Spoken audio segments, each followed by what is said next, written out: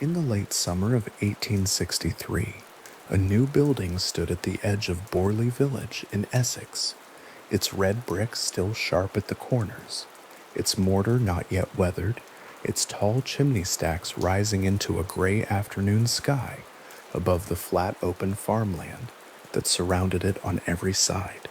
The rectory had been built on the instructions of Reverend Henry Dawson Ellis Bull, who had required a house large enough for a family of considerable size and a parish residence of appropriate standing, and what had been constructed for him was both of those things and something more, a rambling asymmetrical structure of approximately 23 rooms, built in a Victorian ecclesiastical residential style that mixed the domestic and the institutional in the way that many large clergy homes of the period did. The whole thing set down on a piece of Essex ground that had been quiet farmland before the foundations were laid. The brick was a deep, slightly warm red, the kind produced in Essex and Suffolk in that period, and in the photographs that survive from the later decades of the 19th century, it reads as a solid, particular color against the pale skies of the region. The building was not a grand house in the manner of a country estate. It was a working family house, built for use, built for permanence, built for the decades that followed. Reverend Henry Bull moved his family into the rectory in the year of its completion, and the rooms that had smelled of fresh lime plaster and damp mortar in those first weeks of occupancy slowly became familiar.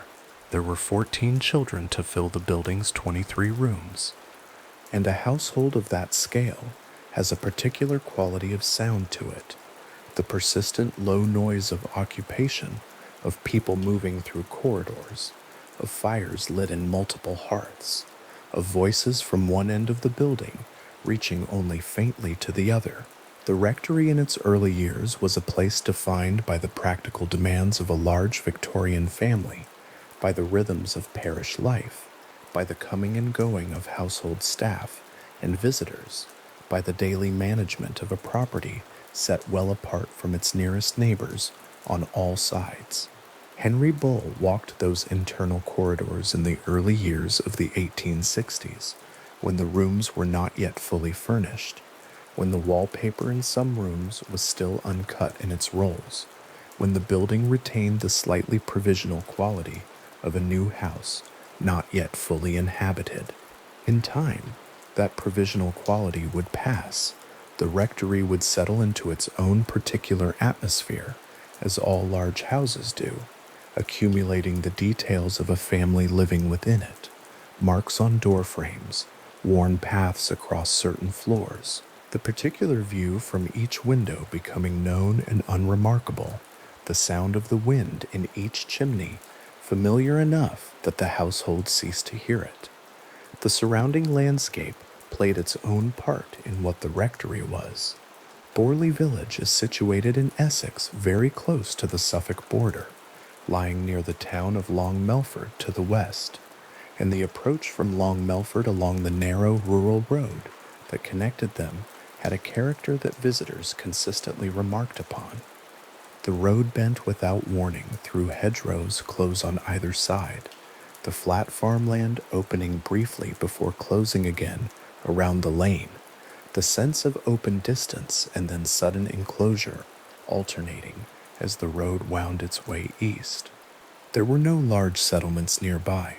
The landscape was one of quiet fields, scattered farmhouses at intervals along unpaved tracks, stands of trees marking field boundaries and old estates, and the long flat horizon that characterized much of this part of Essex and the bordering edge of Suffolk. People who traveled to Borley in the later decades of the 19th century, arriving by the rural roads from Long Melford or from the direction of Sudbury to the north, recorded the journey as one of increasing quiet. The further from the market town, the fewer the signs of immediate habitation, the more completely the farmland closed around the traveler. The rectory, when it came into view, did so as a building set apart from its surroundings, visible from a distance across the flat ground, its tall chimney stacks, identifiable before the full structure could be resolved against the sky. Henry Bull's rectory stood in grounds that were generous by the standards of parish residences of the period. There was a large kitchen garden to one side of the main building, supplying the household with vegetables and fruit across the growing seasons, its beds maintained by the gardening staff that a household of the rectory's size required. A garden wall ran along the southern boundary of the property, old enough in its construction to have acquired the slight irregularities of settled brickwork, bordering a pathway that ran beside it the full length of the boundary. There were mature trees standing within the grounds, not planted by the Bull family, predating the rectory's construction in several cases, standing at the edges of the lawn and casting long shadows across the grass in the early evening of a summer day. The grounds in late summer, Ursey, as the Bull family would have known them in those first decades of the rectory's life, had the quality of a large working garden still in the process of becoming what its owners intended: kitchen beds productive and well maintained, the lawn areas gradually established, the trees overhead providing the density of shade that only older trees can give, the whole space enclosed by its walls and hedges from the farmland beyond. It was a domestic landscape, practical and pleasant, with the character of a place that was genuinely lived in rather than maintained for show. The rectory's grounds were not the only feature of the site that carried historical weight. Adjacent to the rectory, standing in its own churchyard and connected to the wider Borley site by proximity rather than by any formal architectural link, was the Church of St. Mary. The church was a small structure by the standards of medieval ecclesiastical architecture, not a cathedral, not a great collegiate foundation, but a working parish church of the kind that was built in hundreds of English villages across the Norman and medieval periods, serving a rural community of modest size and leaving behind a building that mixed Norman and medieval work in the way that English parish churches characteristically do, each period of construction legible in its contribution to the whole. The church at Borley is believed to date to the 12th century, a specific historical depth that placed it more than 700 years before the Victorian red brick of the rectory, and that meant the churchyard ground around it had been in Christian religious use for far longer than any structure standing in the 1860s could account for. To stand in the churchyard of St. Mary's in the winter of any year in the latter half of the 19th century was to be present in a place where two very different historical scales were visible at once. The Norman stonework of the church, a darker gray than the surrounding field, its surface weathered to a close-grained texture that new stone does not have, carried the specific quality of age that is not merely old but long. The flat Essex light, falling across the headstones in the churchyard, gave everything an even, undramatic clarity, the kind of light that shows what is there without softening it or adding to it. The older grave markers would have been worn to near illegibility in some cases, the inscriptions blurred by weather across the decades of their outdoor existence, while the more recent burials, those of the Victorian period, would have carried the sharper lettering and darker stone of more recently set memorials. The church itself would have been in regular parish use, as it had been for the 7 centuries of its existence. Its Sunday congregation, small by the measure of the larger towns, but present, consistent, maintained by the rhythm of the parish calendar and the cycle of the agricultural year that shaped life in this part of Essex as it shaped life across the rural English landscape. The relationship between the rectory and the church was the practical relationship of a Church of England parish, the clergyman living in the house adjacent to the place of worship, his family occupying the domestic space that the parish provided, the two buildings serving their distinct functions and connected by the pathway between them and by the formal role of the man who lived in one and ministered in the other. Reverend Henry Bull, who held the parish living, would have walked that short distance between rectory and church on many hundreds of Sundays across the years of his occupancy, moving through the rectory grounds and into the churchyard, and through the low doorway of St. Mary's in a pattern that became, with repetition, entirely unremarkable. The church was where his parishioners gathered. The rectory was where his family lived.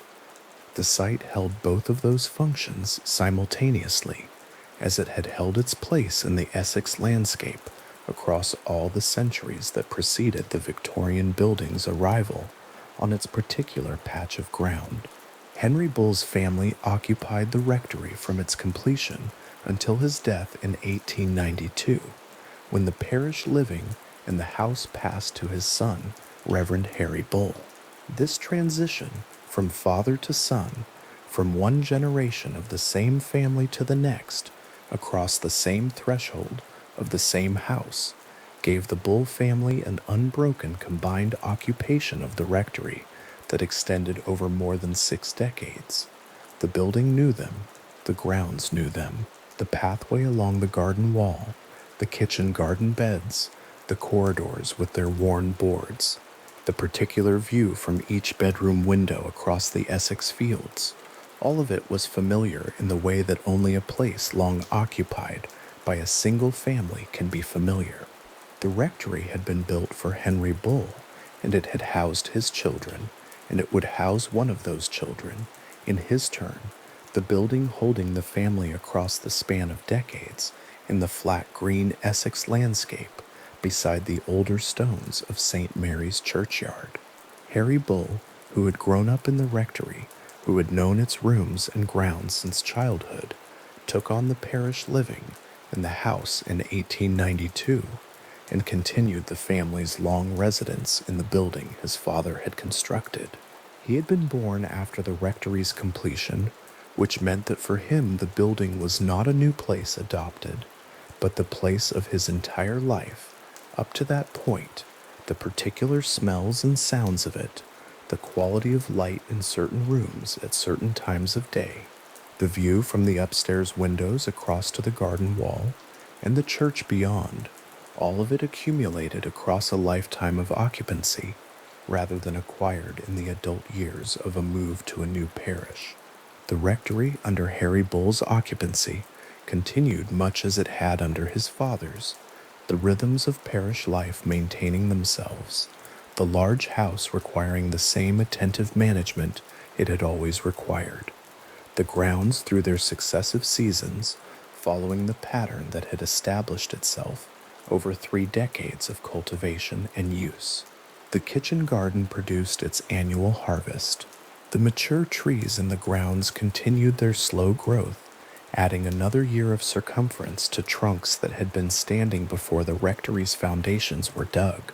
Across the full length of the Bull family's occupation, Borley Village maintained the character of a small rural settlement at some distance from the nearest market towns. The narrow roads approaching it from Long Melford and from the direction of Sudbury were not improved in ways that significantly changed the journey across the decades of the century's closing years. The flat farmland around the village continued to be worked as it had always been worked, the agricultural rhythms of the region following their established patterns through the seasons, the fields in winter lying bare and open under the flat Essex sky, the hedgerows between them marking the old boundaries of land divided and managed across centuries of agricultural practice. Borley was not isolated in any complete or dramatic sense. It was connected to the surrounding towns and villages by road and by the ordinary movements of rural life, but it had the specific quality of a place whose distance from the larger settlements required a deliberate journey to reach it, a journey that passed through farmland rather than through any sequence of intermediary settlements, and that left the traveler at the end of it in a place whose immediate surroundings were quiet by the measure of any but the most agricultural communities. The rectory's 23 rooms required considerable staff to maintain. The Victorian household of a rural clergyman with Henry Bull's family size would have employed domestic servants of various kinds, housemaids, a cook, a gardener, possibly a coachman, whose working lives moved through the same physical space as the family they served, whose daily routines traced the back corridors and service areas of the building in patterns distinct from those of the family rooms. The rectory had been built with the spatial assumptions of its period, which included a separation of working and domestic space that was standard in Victorian households of its class. The kitchen and utility areas of the building positioned and arranged so that the business of running the household could proceed without being made visible in the family's principal rooms. Fires were lit, meals were prepared, laundry was managed. The grounds were maintained, all of it conducted by people whose names do not appear in the historical record, with the same frequency as those of the clergymen who held the parish living and whose accounts of the building's history have been most thoroughly documented. The historical records that survive from the Bull family period at Borley are those of the kinds of records that any large Victorian family in a Church of England rectory would generate. Parish records, family correspondence, accounts of household expenditure, the documentary residue of a working clerical life in a rural English parish.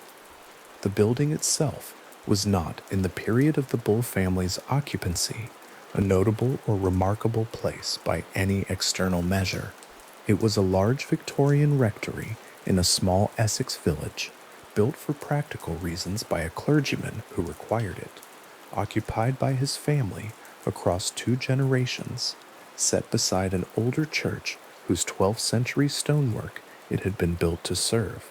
The history of the Bull family at Borley was the ordinary history of a Victorian clerical household of a particular class and period, shaped by the rhythms of parish life and agricultural community and the domestic management of a large and busy house. The Church of St. Mary at Borley was not the only medieval ecclesiastical feature of the site's history worth holding in mind.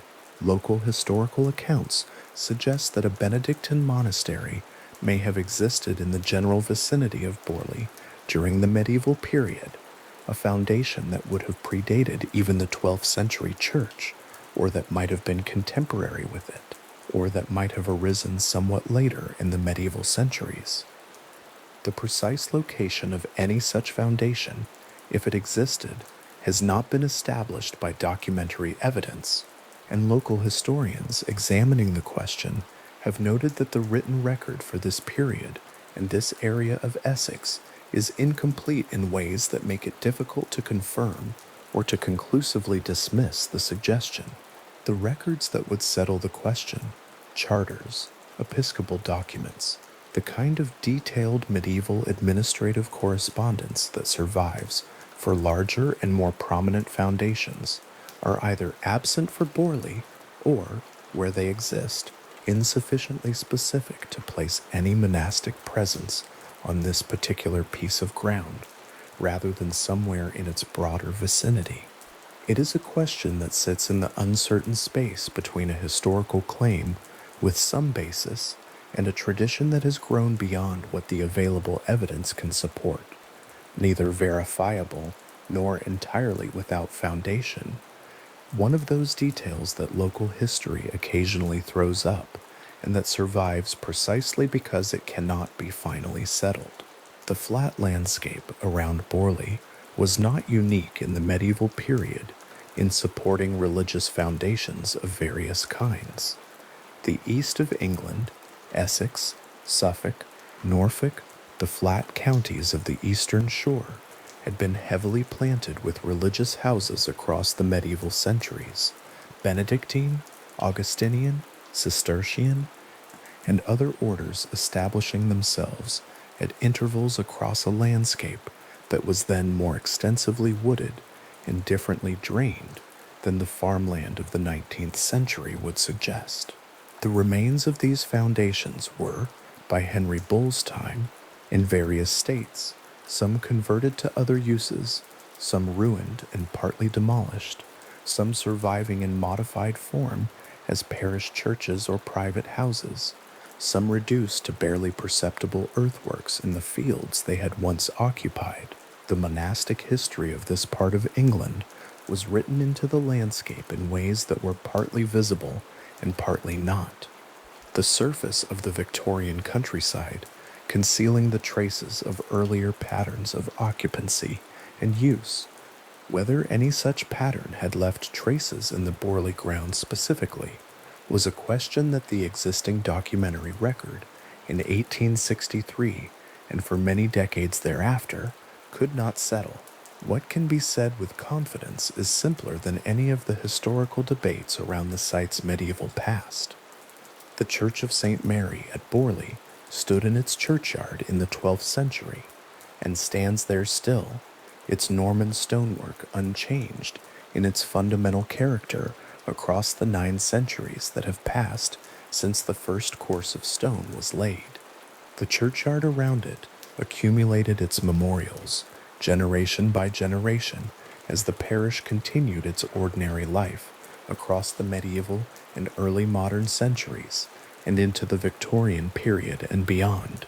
The rectory built beside it in 1863 was the most recent in a long sequence of human structures on the Borley ground, the most recent and the most thoroughly documented, built for a specific man by a specific architect in a specific year.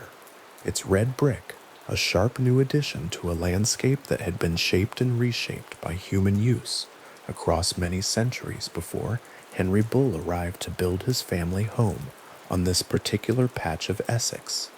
The rooms of the new rectory in its earliest years held the particular quality of spaces not yet entirely settled into their purpose, the smell of plaster and fresh wood and new paint, the slight rawness of floors not yet worn smooth by use, the windows admitting light into spaces that had not previously existed and that were therefore encountering their first autumn light, their first winter darkness, their first spring morning, each season marking itself on the new building for the first time.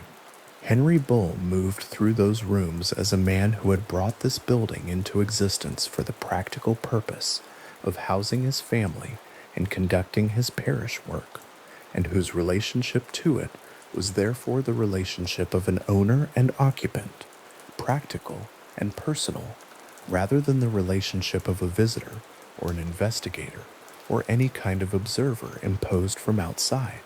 The rectory was his house. Its corridors were where he walked. Its fires were where he sat in the evenings after parish business was concluded.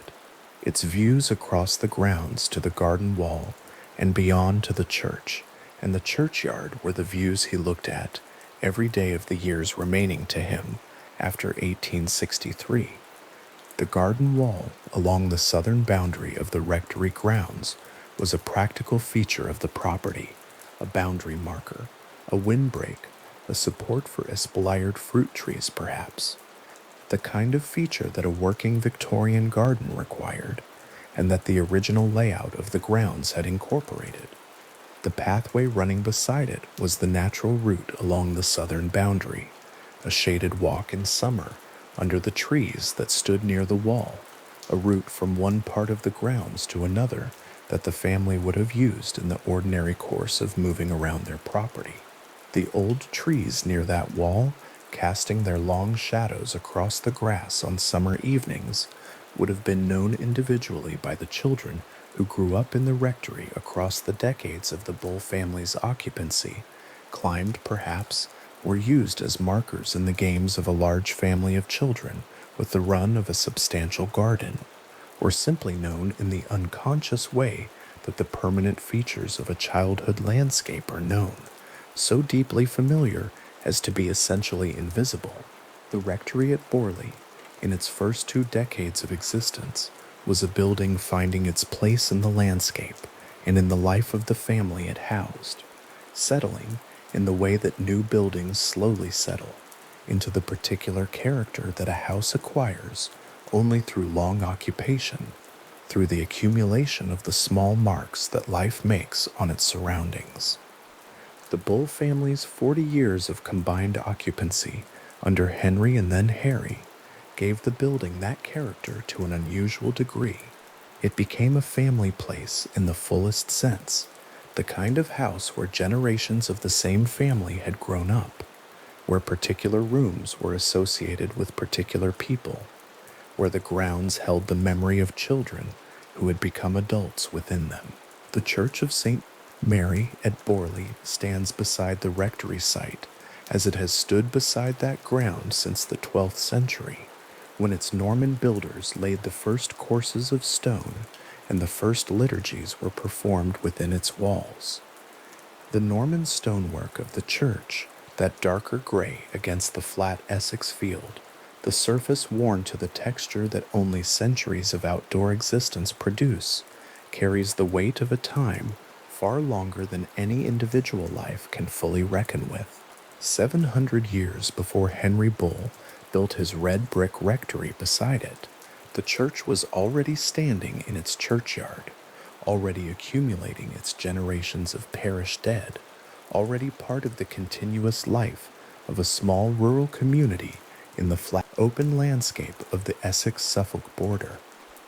The rectory came later, as everything built beside it came later, rising beside the older stones in the 1860s and filling its 23 rooms with the sound of a large family and the routine of a working parish, and standing there in its sharp new red brick, while the church beside it continued in its Norman gray, the two buildings occupying the same Essex ground across a century's worth of seasons, the one bearing the freshness of the Victorian period, the other holding in its stone the longer record of everything that had preceded them both. Along the southern boundary of the Borley Rectory grounds, a path ran beside a garden wall. The wall was old enough by 1900 to have moss softening its upper course, and the trees that grew close to it on the garden side sent their branches out at low angles, so that the path beneath them was noticeably darker than the open lawn to the north. The ground there was slightly damp in summer evenings, the shade holding the moisture longer than the open ground, and the path ran in a straight and quiet line from one end of the southern boundary to the other, bordered on one side by that low dark wall, and on the other by the longer grass that grew at the feet of the trees. It was an ordinary garden path of its era, the kind found on the grounds of any Victorian rectory or country house of comparable size, a path that existed for the practical purpose of allowing the garden to be walked and its southern wall to be tended, and that it accumulated no particular significance in the years since the rectory's construction, until the summer evening when it acquired the name by which it would be known for more than a century afterward. That name, the Nun's Walk, was given by the Bull family. It was not a name that arrived with the building or was inherited from some earlier tradition attached to the site. It was a name the family applied themselves, drawn from what 4 of Henry Bull's daughters reported seeing there on the evening of July 28, 1900, and it attached to the path so firmly in the years that followed that the path was rarely referred to by any other description. Names given to specific places within private grounds are not unusual. Kitchen garden, rose walk, ha-ha, but this one carried a particular kind of weight, because the thing it named was not the path itself, but what witnesses described moving along it. Ethel, Freda, and Mabel Bull, along with a 4th sister, were on the rectory grounds that evening in the summer of 1900, and what they reported was a figure moving slowly along the southern boundary path.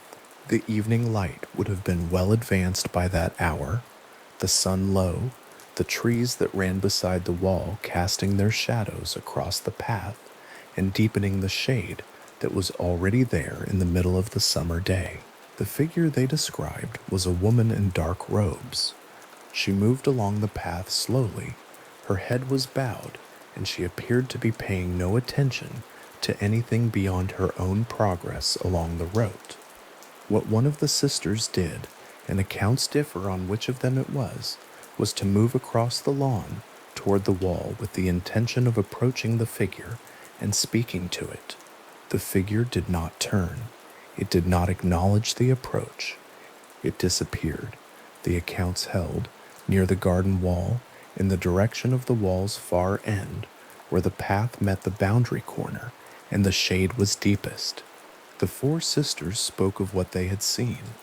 That much is clear from the record. Their account was noted and discussed within the family, and the path along the southern wall was given its new name, a name that acknowledged what had been reported there without resolving what it meant. What the sisters themselves made of the figure they had seen, whether they were frightened, curious, uncertain of what they had observed, or simply struck by something they could not immediately account for, the record does not preserve in fine enough detail to say with confidence. What the record does preserve is the name they gave the path, the date attached to the account, and the fact that this was understood by the family as a sighting, as something seen by four named people on a specific July evening, something that moved, something that disappeared, something that did not respond when approached. Reverend Harry Bull had by that point been living in the rectory for 8 years. He had inherited the living from his father Henry in 1892, and he knew the grounds of the house as well as any person could know, a domestic landscape, its walls, its paths, its shadows at different hours of the day. Harry Bull was not, by the accounts collected of him, a man who spoke about the matter lightly or sought attention for it, but he did speak about it. What he reportedly told people across the years of his residency was that he had seen the same figure his sisters described, a woman in dark robes on the southern boundary path, slow-moving, head bowed, apparently unaware of being observed. His accounts were recorded not at the time of the sightings, but later, collected and cited in published investigations of the rectory, and they were consistent with the descriptions given by his sisters in their 1900 account. Harry Bull died in the rectory in 1927, having lived in the building for 35 years, and the accounts he gave of what he had seen on the grounds were part of the testimony about the property that accumulated across the decades of his occupancy. Whether those accounts were precisely preserved in the collecting and publishing is a question worth holding. The gap between a man describing something he observed on a particular evening and the written record of that description, passing through various intermediate hands before reaching print, is a gap in which detail can shift. What the accounts attributed to Harry Bull share with the accounts of his sisters is the consistency of the physical description, the dark robes, the bowed head, the slow movement, the apparent lack of awareness of observers, and that consistency across multiple witnesses, across multiple years, was what made the Nun's Walk the name that stuck. The physical description that recurs across the accounts is specific enough to be worth sitting with. The figure was a woman. The robes she wore were dark and resembled, in the accounts that described them, a nun's habit, though the phrase nun's habit covers a range of garments, and the witnesses were almost certainly reaching for the closest available category, rather than making a precise liturgical identification. The head was bowed, the movement was slow. Several accounts added a detail that appears in the record with enough frequency to be worth noting separately.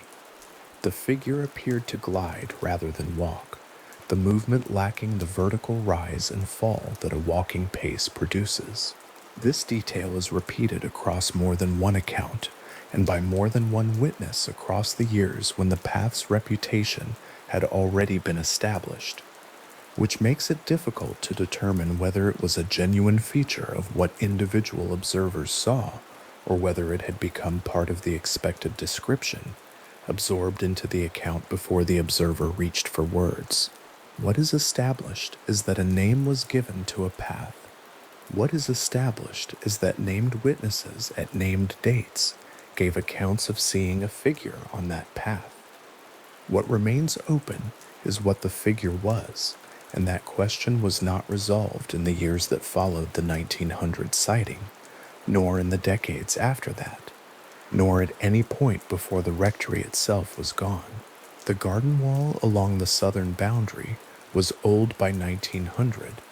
The rectory had been built in 1863, and the wall around the grounds would have been laid in approximately the same period, which meant it had been standing for nearly 40 years when the Bull Daughters reported their sighting. Walls of that age and that climate develop a texture that newer walls do not have, the mortar settling between courses, moss beginning its slow spread along the north-facing upper surface, the brick taking on a softness of color that new brick does not possess. The path beside it would have been walked regularly across those 40 years by the Bull family, by gardeners, by anyone making use of the southern boundary. It was, in the ordinary life of the grounds, a path that existed to be walked.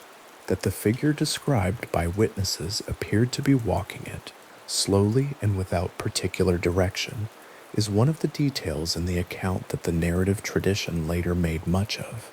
There was, in the years following the sightings, an explanatory story that attached itself to the figure on the path. The story held that a nun from a convent connected to a medieval foundation in the vicinity of Borley had been condemned for a forbidden relationship. Some accounts specified a relationship with a monk from the same foundation.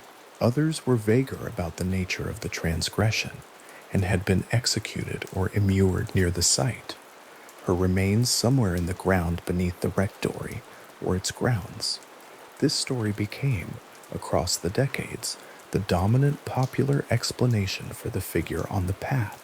It gave the figure a history and a motive for her presence, a reason she walked the same route slowly with her head bowed, a reason she did not respond to those who approached. The difficulty with this story is that it lacks solid medieval documentary support. The medieval Benedictine foundation that the story depends upon, a monastery or priory in the vicinity of Borley, is itself a matter of historical debate, with the precise location and the extent of the foundation remaining uncertain in the local historical record.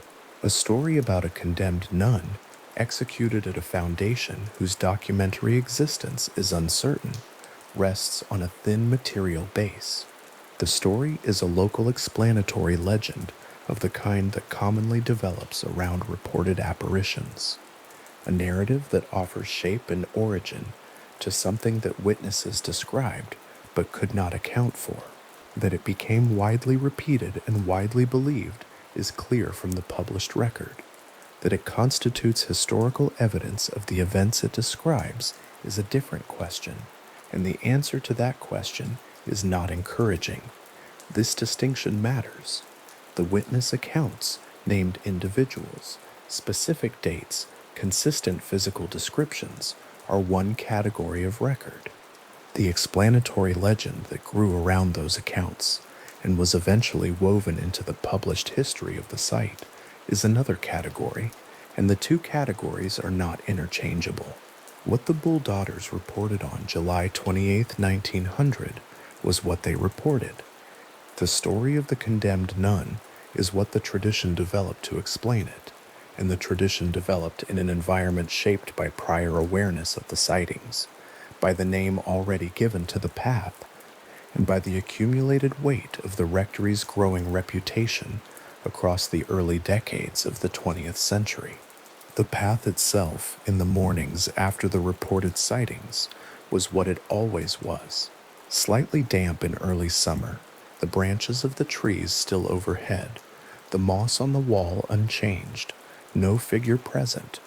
The witnesses who described seeing something there in the evenings were looking at the same ground in the same light as anyone else who walked through the garden in the ordinary hours of the day.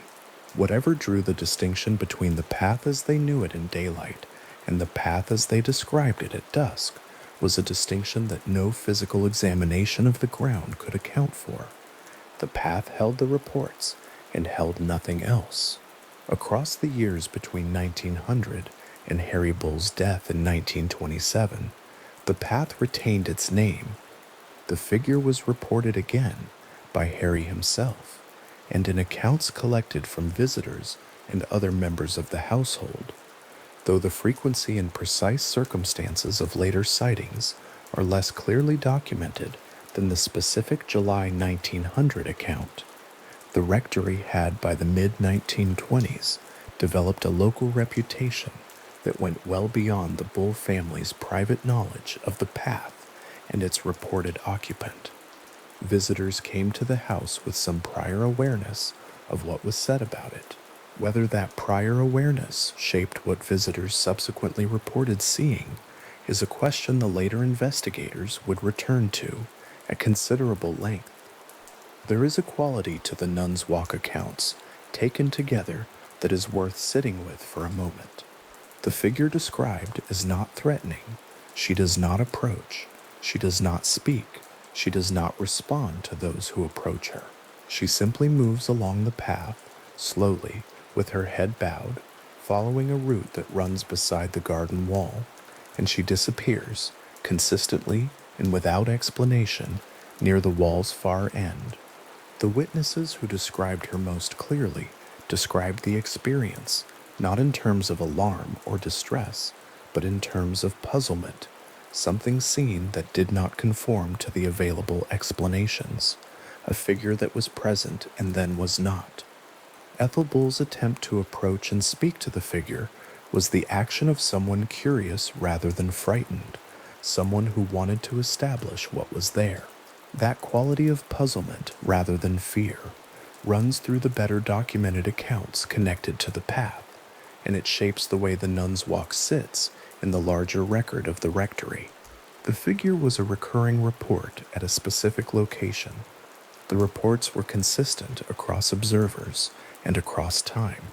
No explanation was found for what witnesses described seeing there, and none has been formally established in the century since the sightings began. The southern boundary path ran beside its wall in all weathers and all seasons. The trees above it were bare in winter and full in summer. The moss on the wall grew slowly across the years. The Bull family walked the grounds of the rectory across the long decades of their combined occupation. Henry until 1892, Harry until his death in 1927, and the garden was a known and familiar domestic space, tended and used in the ordinary rhythms of a Victorian and then Edwardian household. The Nun's Walk was part of that domestic space. It was a physical feature of a physical garden, walkable in daylight, bounded by a wall on one side and by trees on the other, its dimensions fixed and its position on the property documented. What moved along it, in the accounts that named it and gave it its history, was something else, something the witnesses described in dark robes, moving slowly, unresponsive to the living people who shared the garden grounds. The accounts were collected, the name was applied. The path kept its name long after the witnesses who named it were gone, and long after the rectory itself had ceased to stand. Harry Bull was the last of the Bull family to occupy the rectory in a settled, continuous way. His residency stretched from 1892 until his death in 1927, 35 years in a house he had grown up in, on grounds whose every path and boundary he had known since childhood. The window from which he reportedly looked out across the garden toward the southern boundary in the evenings was one he had looked from all his life, first as a child watching his father's grounds, then as the rector watching his own. What he said he saw from that window or on those grounds was part of his accumulated experience of a place he knew with the particular intimacy that only very long habitation can produce. He left no formal written record of his own sightings of the figure. What survives in the published accounts is testimony collected after the fact, reported through intermediaries, and shaped to some degree by the conventions of its eventual publication. The gap between Harry Bull's experience and Harry Bull's experience as rendered in print is a gap that the historical record cannot fully close. That he described seeing the figure on the southern path, a figure in dark robes, moving slowly, head bowed, is what the collected testimony holds. The rest belongs to the question that the accounts leave open. The summer of 1900, when the four Bull daughters gave the path its name, was the summer the rectory acquired the central detail of its reputation. Everything that followed, the accumulated accounts, the later investigations, the published books, the name that the building carried through the 20th century, everything that followed had its beginning in that specific July evening, on that specific path, beside that specific wall. Four named women, on a named date, reported seeing something they could not account for in a garden they knew well, and gave it a name, and the name persisted. The tradition that the figure was a specific person, a medieval nun, condemned for a specific transgression, her remains somewhere in the ground beneath the property, offered the kind of completeness that unexplained sightings naturally invite. A shape in the evening light is more bearable with a story attached to it. The legend provided the figure with an identity, a cause, and a reason for her presence on that particular path at that particular hour. The difficulty is that the legend is a story built on uncertain foundations, and the certain thing, the witness accounts, the specific descriptions, the named individuals, does not require the legend to be real. The Church of St. Mary at Borley stood adjacent to the rectory grounds throughout the years the Bull daughters were growing up in the house, and throughout the long decades of Harry Bull's residency. Its Norman stonework, laid in the 12th century, predated the rectory by more than 700 years.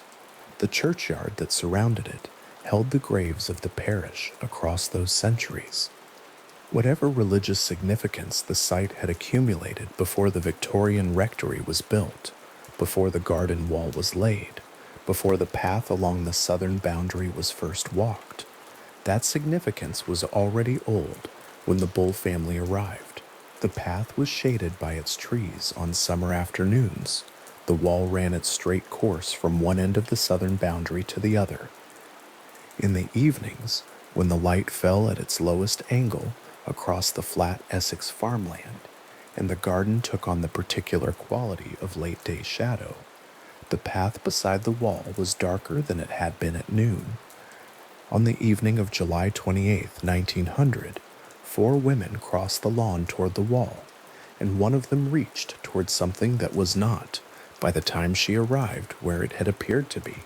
The path was there the next morning, the same ground, the same trees, the wall still running its straight course beside it, the moss still in its slow spread along the upper course, the light falling across the churchyard to the south and the open farmland beyond it. The Nun's Walk was a named place by then, carrying the weight of what 4 named people had reported seeing there, and the question of what they had seen remained exactly as open in the morning as it had been the evening before, and would remain open without a settled answer for all the years that followed. The wall held its course along the southern boundary. The path beside it held its shade. The reports of what moved there, slow and dark-robed and unresponsive, were in the record, named and dated, and the record did not change, and the path did not change, and the question the evening of July 28th had placed in the account of that particular garden continued, without resolution, into all the days and years beyond it. That the figure was seen by more than one person on more than one occasion is what the documentation holds. That the physical descriptions remained consistent across those accounts is what the documentation holds.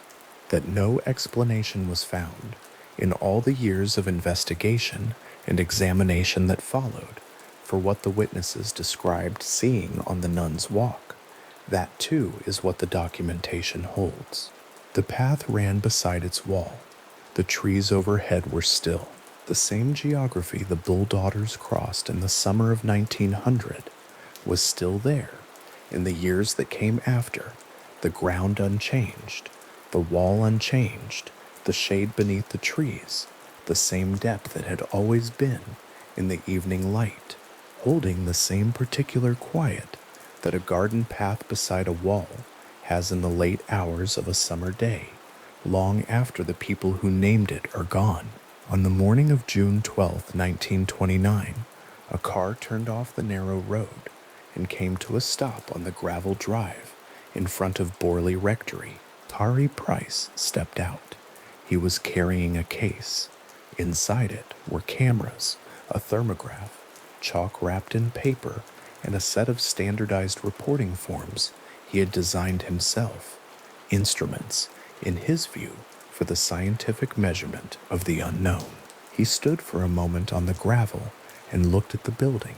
It was large. The red brick had darkened in the decades since its construction, and the asymmetrical structure rose against the Essex sky in that particular way of Victorian rectories, not designed for elegance, exactly, but for permanence, for occupation, for the accumulation of years. A newspaper reporter named V.C. Wall had made the journey with him, representing the Daily Mirror, which had run an article about the reported disturbances at the property some weeks before. The article had named Borley. Price had read it and written a letter. Now here he was, on the gravel, with his case of instruments and the building quiet in front of him. That moment, a specific man, a specific date, a particular gravel drive, and a particular red brick building on a flat stretch of the Essex-Suffolk border is the point at which the Borley Rectory case changed in character. What had been, to that point, a collection of family accounts and local reports became something else, a documented investigation conducted by a named professional, using equipment that could be described, methods that could be examined, and records that could be kept. Whether those records were reliable is a different question. The investigation was real. Price was real. The case became his in a way it had not belonged to anyone before him. Harry Price had been born in London in 1881, and by the time he arrived at Borley, he had spent the better part of 2 decades working in the area that the late Victorian period had formalized under the name of psychical research. He had founded the National Laboratory of Psychical Research in 1926, 3 years before the Borley visit, establishing in the institution's name a claim to scientific method that reflected both his genuine interest in rigorous investigation and his considerable understanding of how institutional identity functioned in the public imagination. He was not a credulous man, by his own account and by the account of many who knew him. He had spent years exposing fraudulent mediums, documenting their techniques, and publishing his findings with evident satisfaction. He was interested in the real thing, he said, and in the business of determining whether any given case was the real thing or something else. The distinction between those two interests, the genuine inquiry and the performance of inquiry, is one that later researchers would spend considerable effort trying to draw. In the summer of 1929, it was not yet a question anyone was formally asking. Price was 47 years old. He had his case of instruments. He had the building in front of him, its tall chimney stacks rising above the roofline, the windows dark in the morning light. He set his case down on the hall floor of the rectory and began to work. The methodology Price employed at Borley across his early visits was one he had developed and refined over years of investigation and presented consistently and publicly as scientific in character. Thermographs were positioned in rooms to record temperature fluctuations on a slowly turning paper drum, the needle scratching a continuous line that would, Price argued, register the kind of cold spot that witnesses across many cases had reported feeling in proximity to anomalous phenomena. Cameras, both still and motion picture, were set up to document any visual events.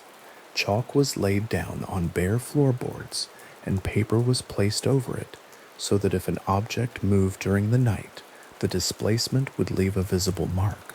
Observers were assigned to rooms and given written forms to complete, standardized sheets with printed headings and blank columns for recording the time, the location, the nature of any experience, and the observer's assessment of possible natural causes. The forms were a particular point of interest. They represented Price's understanding that the value of any witness account was proportional to the rigor of the conditions under which it was recorded, and that rigor required structure, questions asked in the same order, with the same headings, every time. This was not an unreasonable position. The forms themselves survive in archive collections and have been examined by a number of researchers over the decades since. What the forms recorded and what Price subsequently did with the information on them are matters that later returned to complicate his legacy in ways that were not apparent on those early visits. For now, in 1929, the methodology was the thing. Price moved through the rectory's rooms with his chalk and his thermograph, setting up his instruments with the deliberateness of someone who understood that the appearance of method was itself a form of evidence. Evidence, at the minimum, that the investigation was being taken seriously by someone with the tools and the institutional standing to take it seriously.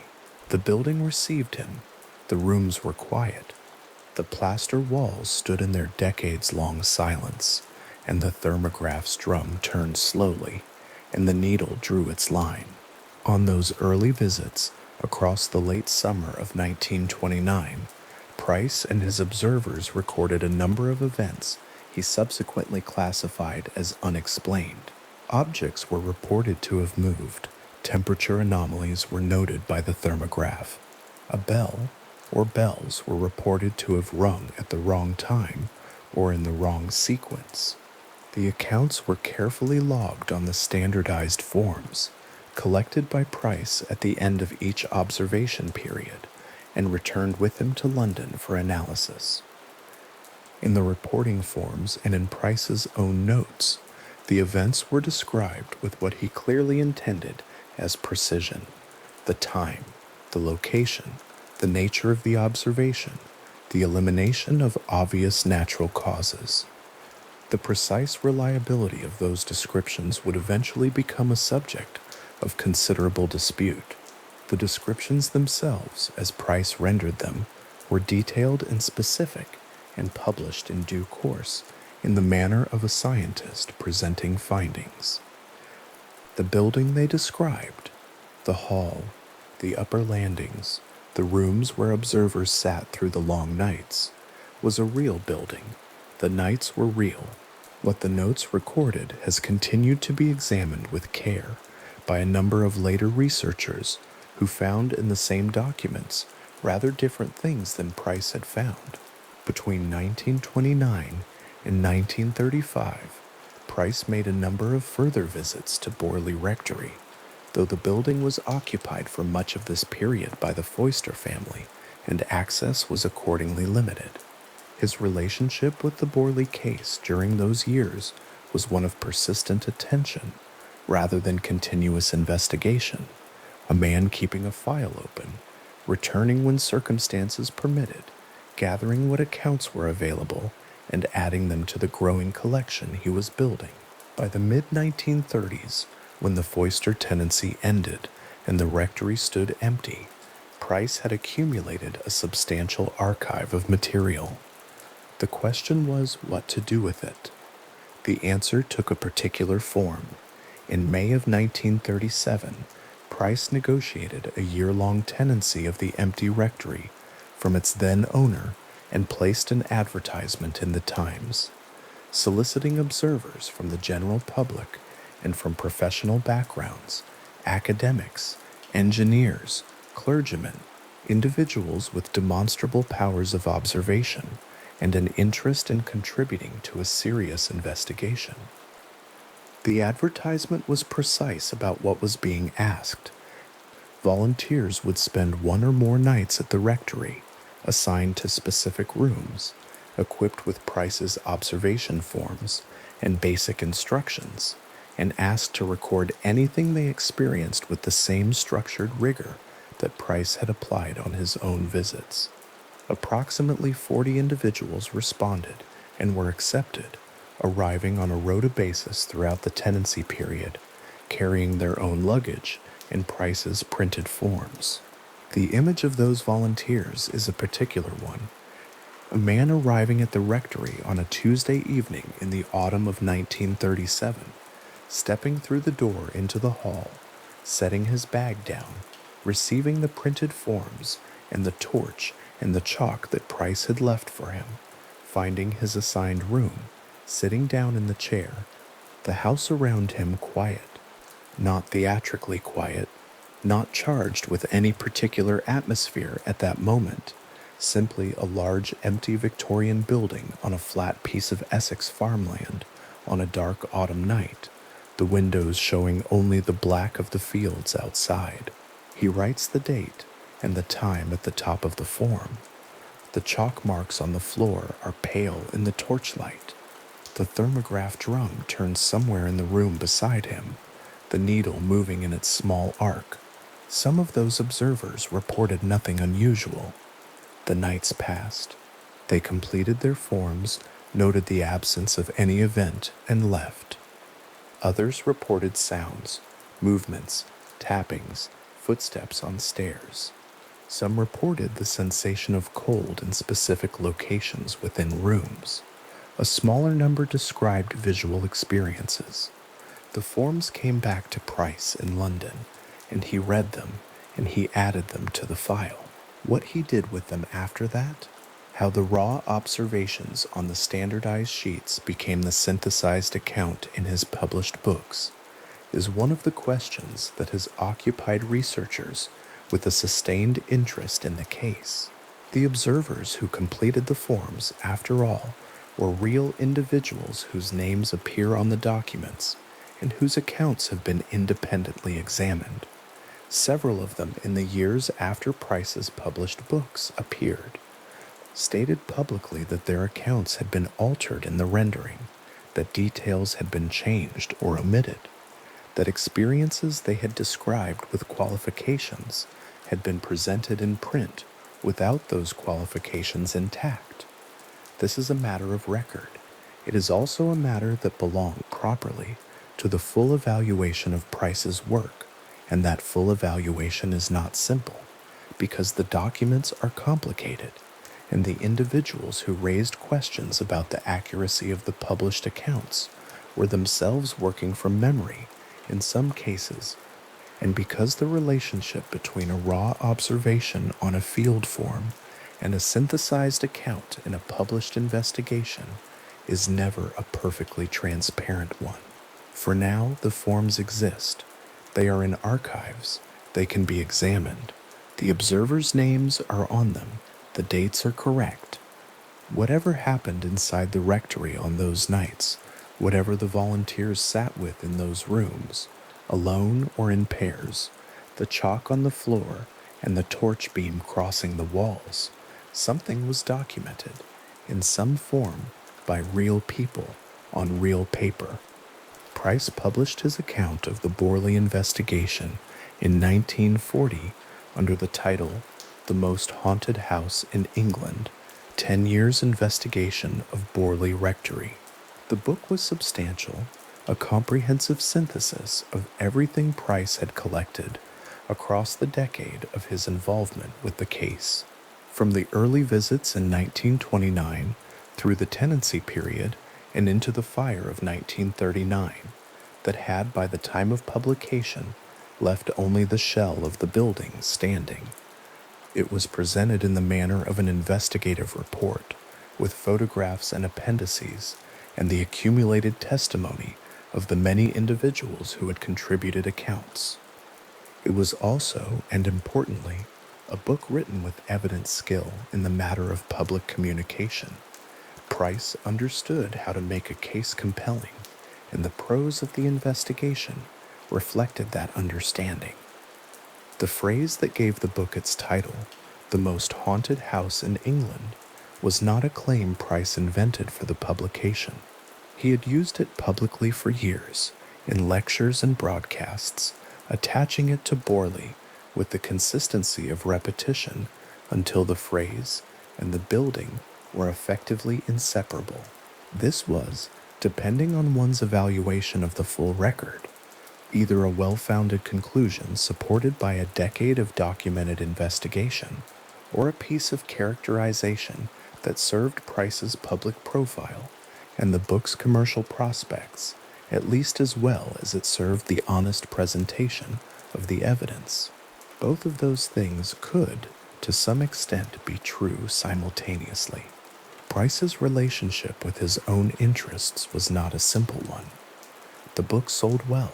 I reached readers across Britain during the years of the Second World War, when the question of what lay beyond the material world had a particular resonance for a population living under the conditions of that period. The case of Borley Rectory, with its named investigators and its physical instruments and its long file of specific accounts, was in this respect something different from the ordinary ghost story. It was presented as evidence, handled with at least the apparatus of rigor, and backed by an institution that bore the word laboratory in its name. Whether the evidence was what Price claimed it to be was a question readers were not yet fully equipped to answer. The book offered them the accounts. The accounts were vivid. The building was real. The BBC had by this point been involved with the Borley case for some years.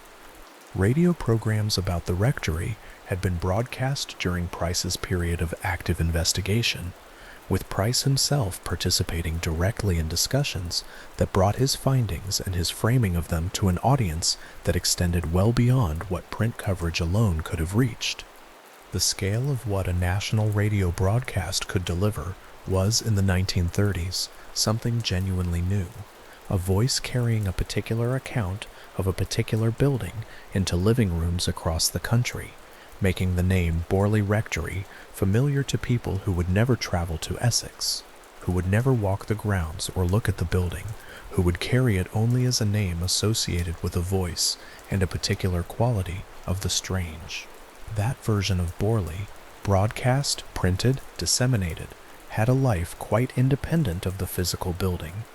It moved through the culture on its own terms. Price, for his part, was a man who understood this. He was not a passive figure in the process by which Borley became nationally known. He gave lectures. He collaborated with journalists. He wrote for popular audiences as well as for the institutional publications of psychical research. His performance of scientific method, the instruments, the forms, the standardized procedures, was genuine enough in its own terms to carry conviction with a public that associated rigor with exactly those kinds of apparatus. Whether the rigor was consistent beneath the apparatus is, again, a question that does not resolve cleanly. There is a version of Harry Price that is simply a determined investigator, operating in good faith within the limits of the methods available to him in the 1930s. Carrying instruments into a dark building and doing what he could with what he had. There is another version in which the instruments were partly decorative, the forms selected rather than fully synthesized, and the conclusions shaped at least in part by a professional investment in a particular outcome. These versions are not entirely incompatible. Investigators are complicated. Their relationship to their own findings is not always transparent, even to themselves. Price's record at Borley is a long and intricate document that does not reduce to a single characterization, and the researchers who have spent the most time inside it are not the ones who have arrived at the simplest conclusions. What can be said with confidence is this: Price visited Borley. He visited multiple times over a decade. He employed instruments and recorded their outputs. He collected accounts from named individuals. He published those accounts in a substantial volume. The volume reached a wide public. The phrase he attached to the building traveled far and has not returned. He died in 1948, 8 years after the book's publication, having spent the final years of his life working on a second Borley volume that appeared posthumously. The case occupied him to the end. There is something worth holding in that persistence. Whatever the full accounting of his methods and their reliability, Price gave the better part of 20 years to a particular building on the Essex-Suffolk border, returning to it through a decade of visits, negotiating a year-long tenancy of its empty rooms, designing forms for his volunteers to carry into its nights, and then sitting in London working the observations into prose. The building was demolished in 1944 and the site cleared, and by then the case had already passed beyond the building into something harder to demolish: a published record, a broadcast name, a set of questions that had been formally posed and not formally answered. His instruments outlasted his conclusions. The thermograph drums that turned in the rectory's rooms on those autumn nights in 1937 produced their paper traces, and those traces, wherever they survive, still show whatever they showed then: temperature lines moving across a page in the slow record of what the rooms were doing while the observers sat in their chairs with their torches and their forms. The instruments did not know what they were measuring. They measured it regardless. The volunteers who sat through those nights are a particular kind of presence in the record, mostly unnamed in the published accounts, known mainly through their forms, the handwriting varying from person to person, the quality of observation varying too, some entries laconic and some elaborate, some noting nothing, and some noting things that Price found worth including in his synthesis. They came for one night, or a few nights, and then they left. The rectory held whatever it held. The forms went back to London. The chalk marks on the floors stayed where they were until the next observer arrived and laid fresh chalk for the next night's watching. One image from the tenancy period is worth pausing on: an upper room in the rectory, late in 1937. The observer, a man of whatever profession the advertisement had attracted, sitting in the chair Price had identified as the assigned position, the torch held loosely in one hand, the form on his knee, the chalk marks on the floor, pale at the edge of the beam, the thermograph somewhere nearby, its drum turning, the needle making its line, the house around him large and dark and old, the November wind moving in the trees outside the windows, the fields beyond the trees flat and without light. The form on his knee is printed with Price's headings, the columns waiting for entries. He writes the time, he writes the location, he waits, what he was waiting for, whether it came or whether it didn't, whether the night passed in unbroken quiet, or whether something happened in one of the rectory's rooms that he later struggled to account for, is part of the record Price collected and published, and that later researchers examined with different instruments of their own. The observer himself is not named in what survives. The form is named, the date is named, the building is named. He sat in the dark with the chalk and the thermograph and the printed columns and waited, and whatever the night held, he held it back. And then the morning came, and he completed his form and left. Price's 1940 book, the physical object of it, a hardcover volume bound in the manner of its period, the title running across the front in the dark print of wartime publishing, sat on library shelves and on readers' shelves across Britain for years after its publication. It reached people who had heard the broadcasts and people who hadn't, people with an existing interest in psychical research, and people who had picked it up by chance in the ordinary way that books travel through the world, detached from any particular intention. The accounts inside it moved in those readers' imaginations, the chalk marks, the thermograph traces, the voices in the dark that observers had recorded on their printed forms, the building on the flat Essex farmland with its tall chimneys and its darkened brick, Borley Rectory, in 1940 and in the years that followed, was a name that carried its own atmosphere, not quite a ghost story in the folklore sense, something more substantive than that, something that had been investigated and documented and published by a named man with named instruments, and that had nonetheless not been explained.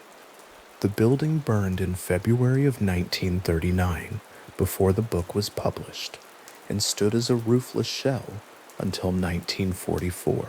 The book arrived into a country already at war, already living with a particular quality of attention to the question of what endures. The timing was not something Price had arranged, it was simply how the years fell. The investigation and its publication and the war arrived in a sequence that the record does not sentimentalize, but does not overlook.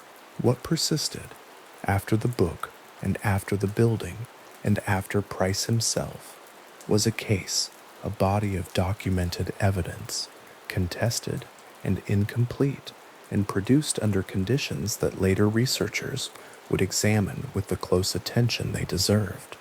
But a case nonetheless, real people, real dates, real chalk on real floors in a real building on the Suffolk-Essex border in the 1930s, and a long set of questions sitting in the archive alongside the instruments that had tried to measure them. The case went on being examined after Price was no longer there to defend or amend it. The documents he produced became the material later investigators worked from, and those later investigators brought to the same documents a different set of questions and found in them things Price had not published, or had not chosen to publish, or had not seen.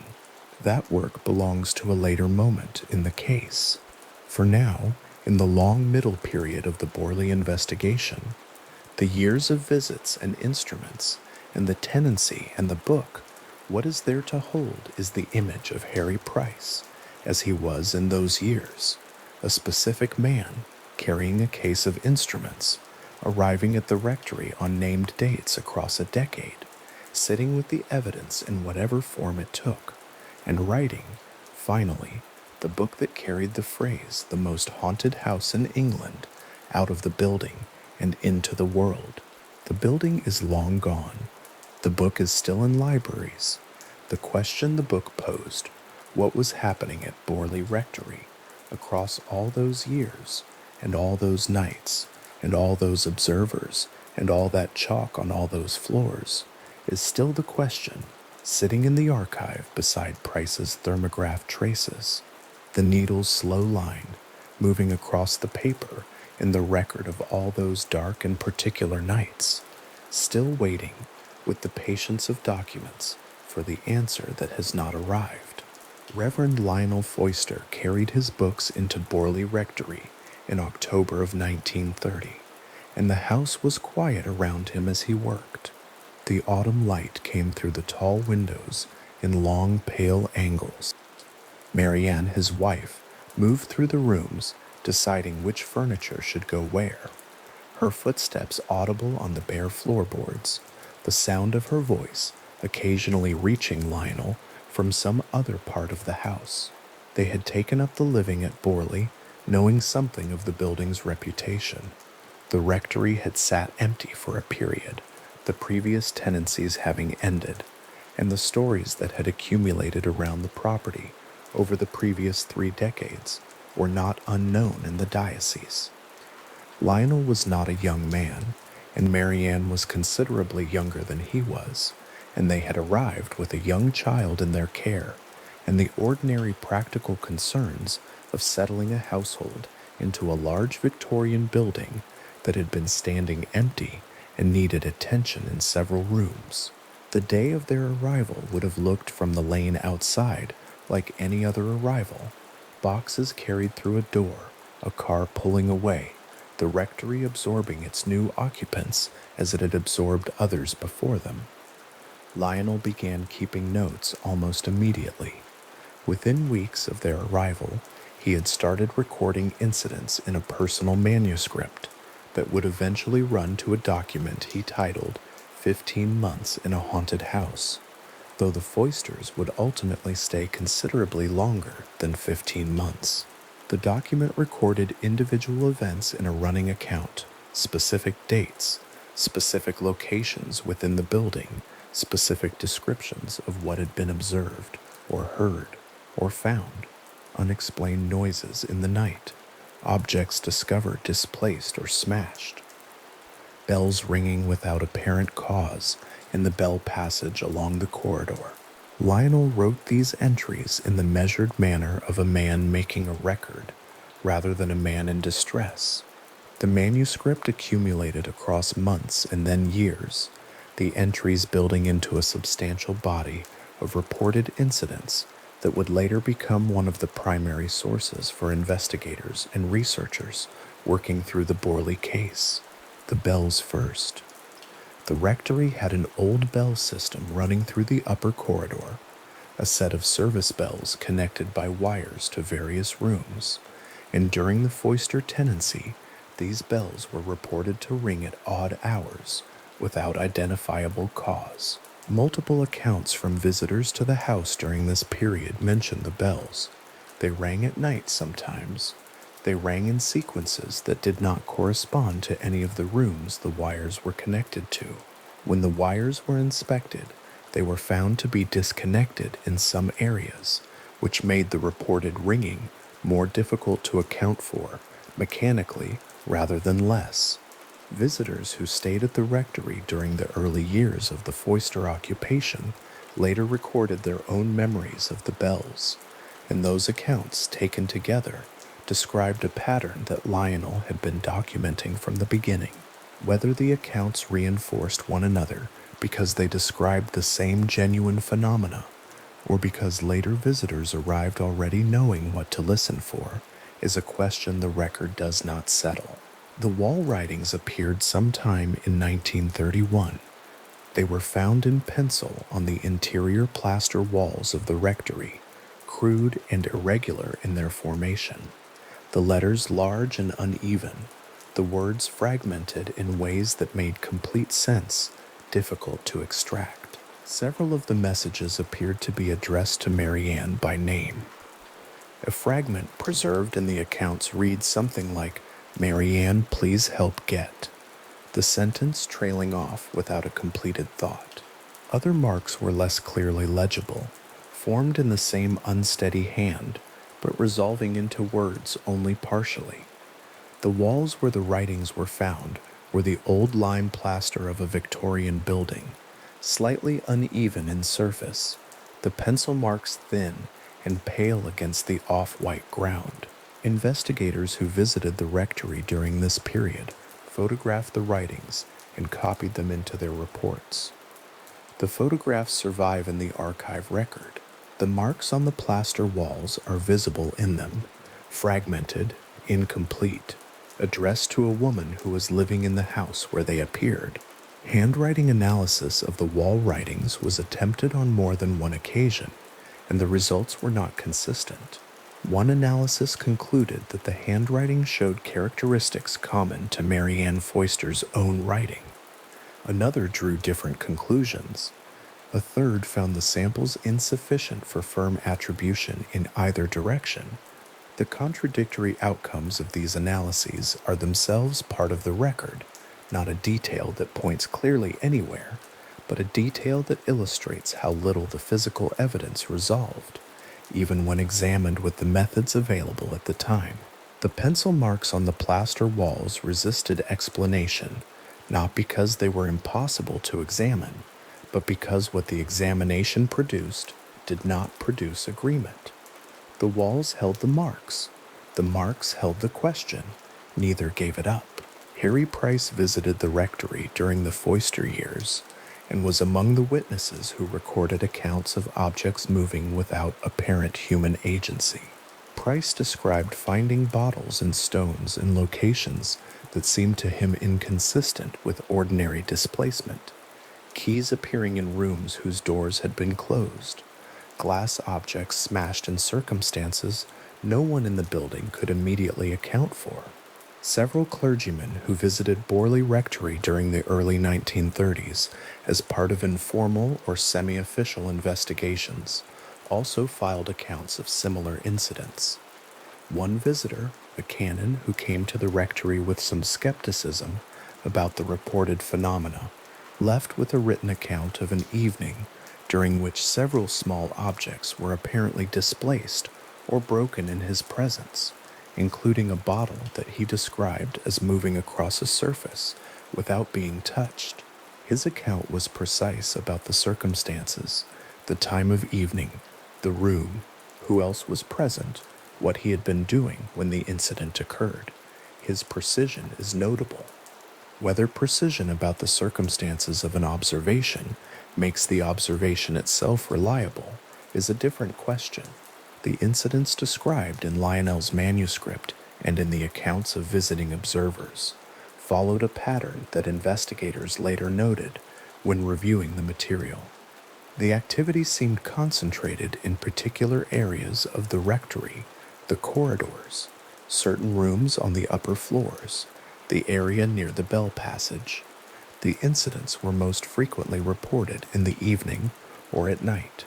Objects that moved were typically small: keys, stones, bottles, small pieces of crockery, and the movements described were not violent, but rather quiet and inexplicable, the kind of displacement that left no obvious physical trace and could not be definitively attributed to anything.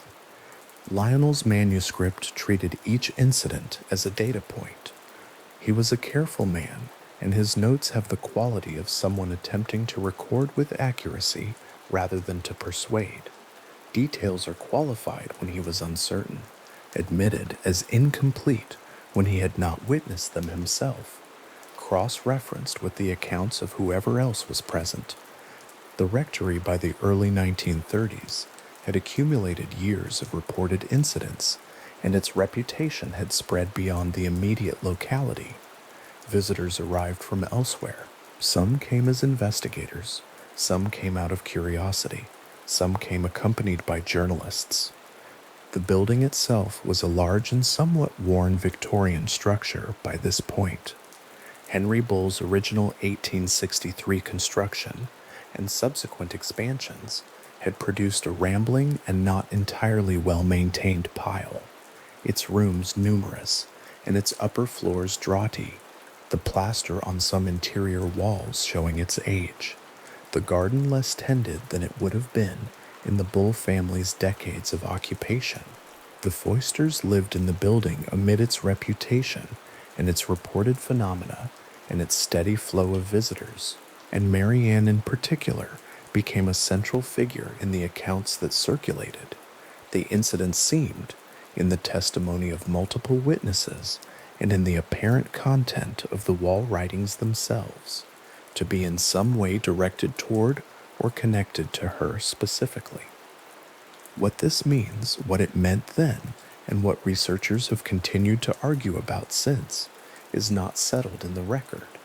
The concentration of reported activity around a single person is a pattern observed in some other cases of alleged poltergeist phenomena, and investigators at the time noted the parallel.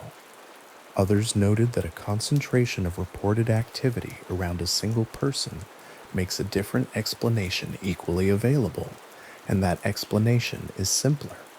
The manuscript that Lionel continued to write through the years of their tenancy does not resolve this. It adds detail. It extends the record.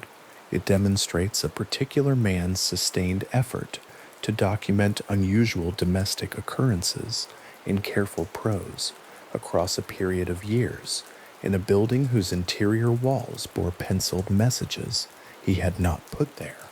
The Foysters eventually left Borley Rectory in 1935, and the building stood empty again.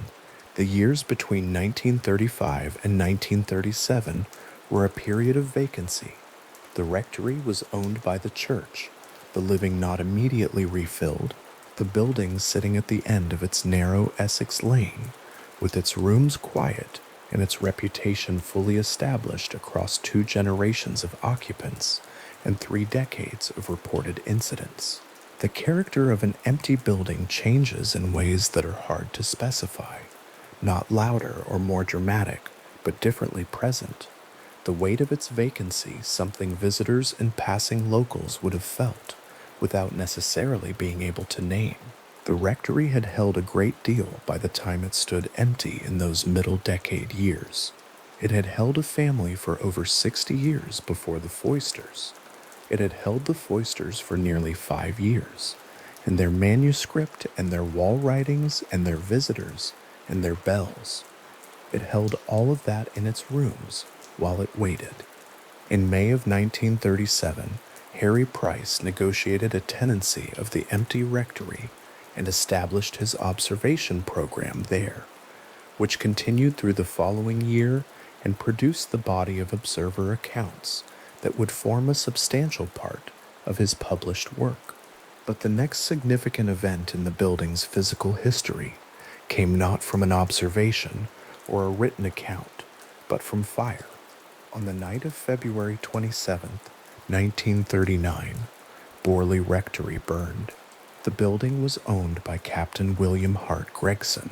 By that point, he had purchased the property, and on the night of the fire, he was in the hallway unpacking books from crates when an oil lamp was overturned. The accounts of the fire's beginning are relatively consistent on this point. An oil lamp, the hall, books, and packing materials, the flames spreading quickly in a building that was old and dry and full of wooden floors and furnishings. The fire took hold fast. It moved through the ground floor rooms and climbed the staircase and moved into the upper stories of the building in a way that by the time it was visible from outside had already put the structure beyond saving.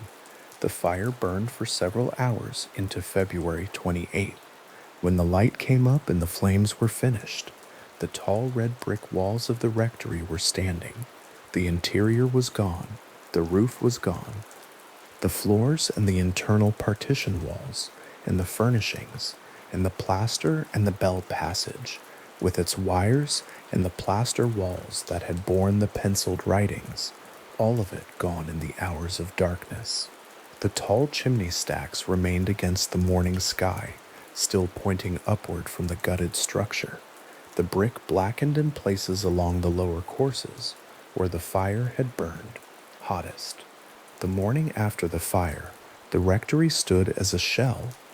The outer walls held their shape against the flat Essex sky, the 4 principal walls and the chimney stacks, the window openings now empty and blackened, the roof space open to the gray February air.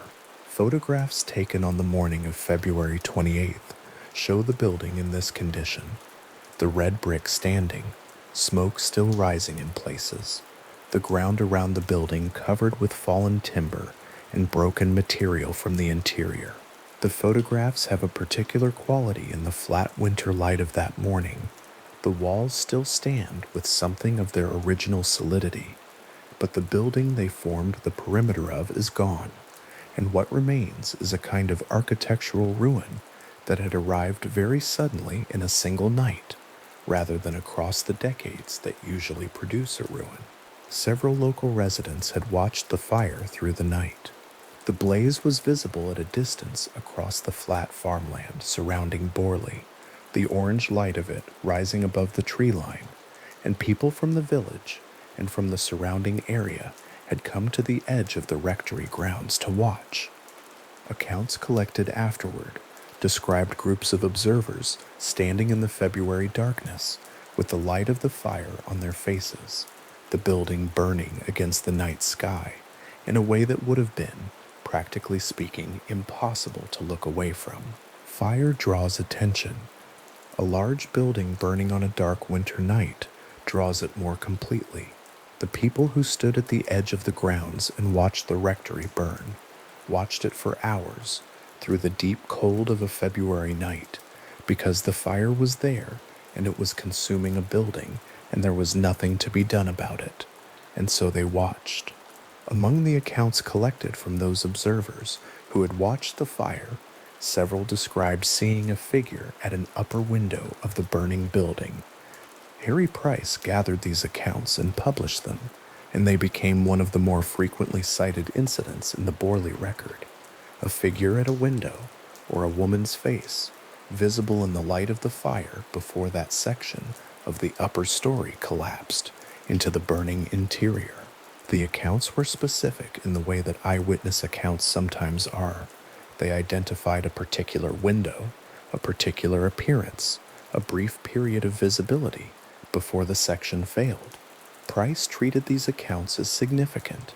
He placed them in the record alongside the other reported phenomena, part of the pattern of observation that the building had been generating for decades.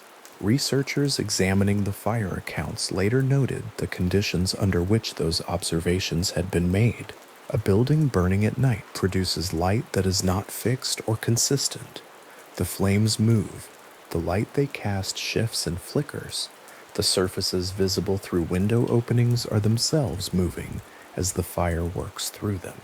The human tendency to find faces and figures in irregular patterns of light and movement is well established and well documented, and it is heightened under conditions of excitement or distress.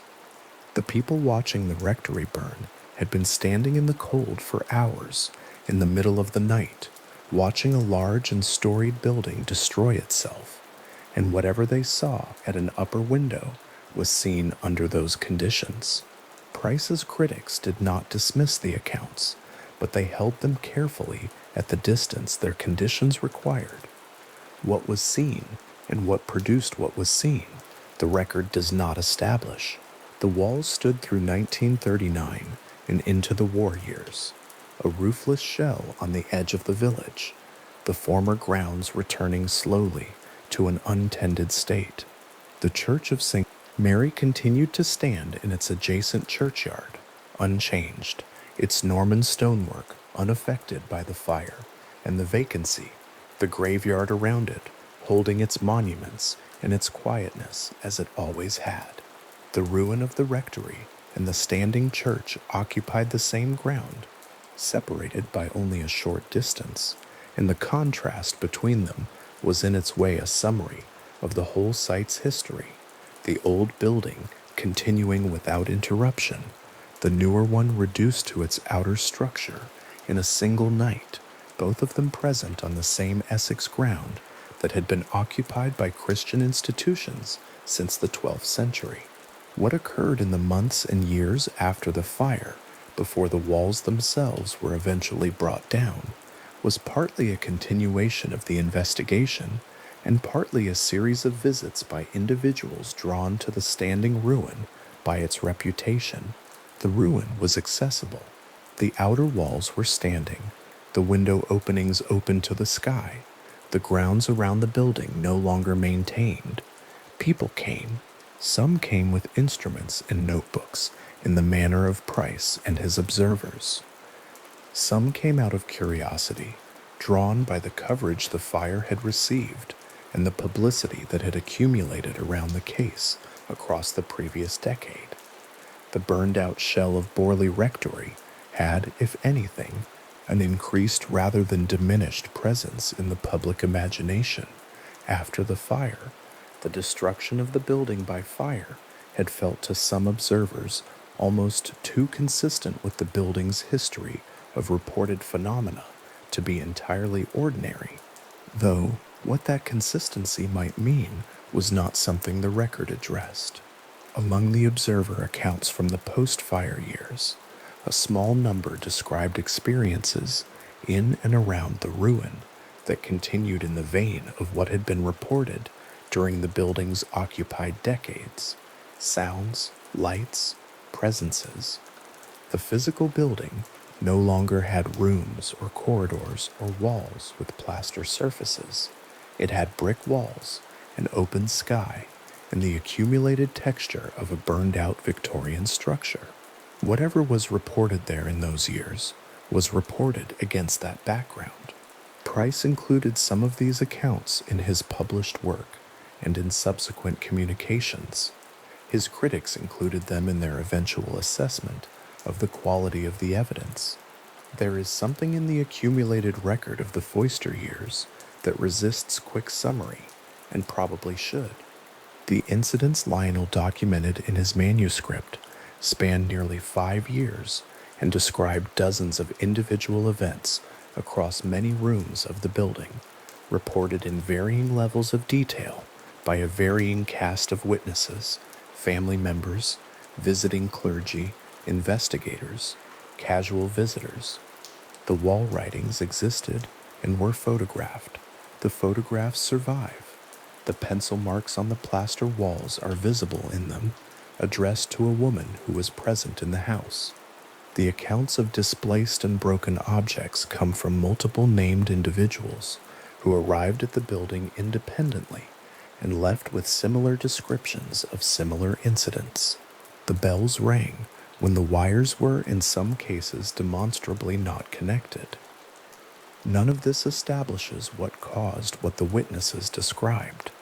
The contested quality of this evidence is itself part of the record, contested not only by later skeptical researchers, but in its own time by the contradictory results of the handwriting analyses, by the difficulty of definitively attributing or excluding human agency in any specific incident, by the structural problem that the most dramatic period of reported activity was also the period during which the principal witness, Marian Foister, would later be found to have made demonstrably false statements about other aspects of her personal history. What is reported, what was observed, what can be attributed with confidence, and what cannot. The lines between these categories run in complicated directions through the Borley record, and the Foister years are where they run most complicatedly. Lionel Foister, whose manuscript anchors this period, was not an excitable man. His notes read as the work of someone attempting to be accurate. He was a clergyman of some years' standing, not young, not given in his writing to dramatization, recording events in a building he had chosen to live in and continued to live in through years of reported incidents without apparent crisis or collapse. Whether his accuracy as a recorder of events was sufficient to distinguish between things that happened in the ordinary sense and things that appeared to happen or were reported as happening by others in his household is a question the manuscript cannot answer for itself. The document is what it is, a long, careful, handwritten account of an unusual domestic experience, filed in the archive, still readable, still unresolved. The fire that ended the rectory as a standing habitable building came at the end of a decade, during which it had received more sustained investigative attention than perhaps any other private residence in Britain. It burned for hours in the February cold and left its brick shell standing in the Essex landscape against the morning sky. The chimney stacks rose from the gutted walls as they always had, still intact, the smoke dispersing into the gray light. The garden that had surrounded the building was cold and undisturbed around the ruin. The nuns' walk along the southern boundary was still there, the path and the garden wall. Frost perhaps on the ground in the February morning, the trees bare overhead. The fire did not end the case. It did not end the reports. It did not end the visits or the articles or the investigations. What it ended was the building as a building, the rooms, the corridors, the bell passage, the plaster walls that had held the penciled messages. What remained was a shell, and then, in time, not even that. But what remained also was the full body of documentation accumulated across the preceding decades: the manuscript, the observer reports, the photographs, the handwriting analyses, the collected accounts of dozens of named individuals who had stood in the rooms of that building and recorded what they had experienced there. That body of documentation was not destroyed by the fire. It continued. It passed into archives and into published accounts and into the hands of researchers who would spend the following decades working through it, examining it, arguing about it, finding in it both the evidence of something they could not explain and the evidence of something they could. The roofless walls of Borley Rectory stood in the Essex landscape for several years after the fire. A brick shell in a flat field at the end of a narrow lane, the chimney stacks still rising, the window openings open to the sky, the grounds around it going slowly back to grass and undergrowth. Winter came and went and came again. The light in the early morning fell across the blackened brick in the particular flat way it falls across the Essex fields in February and March.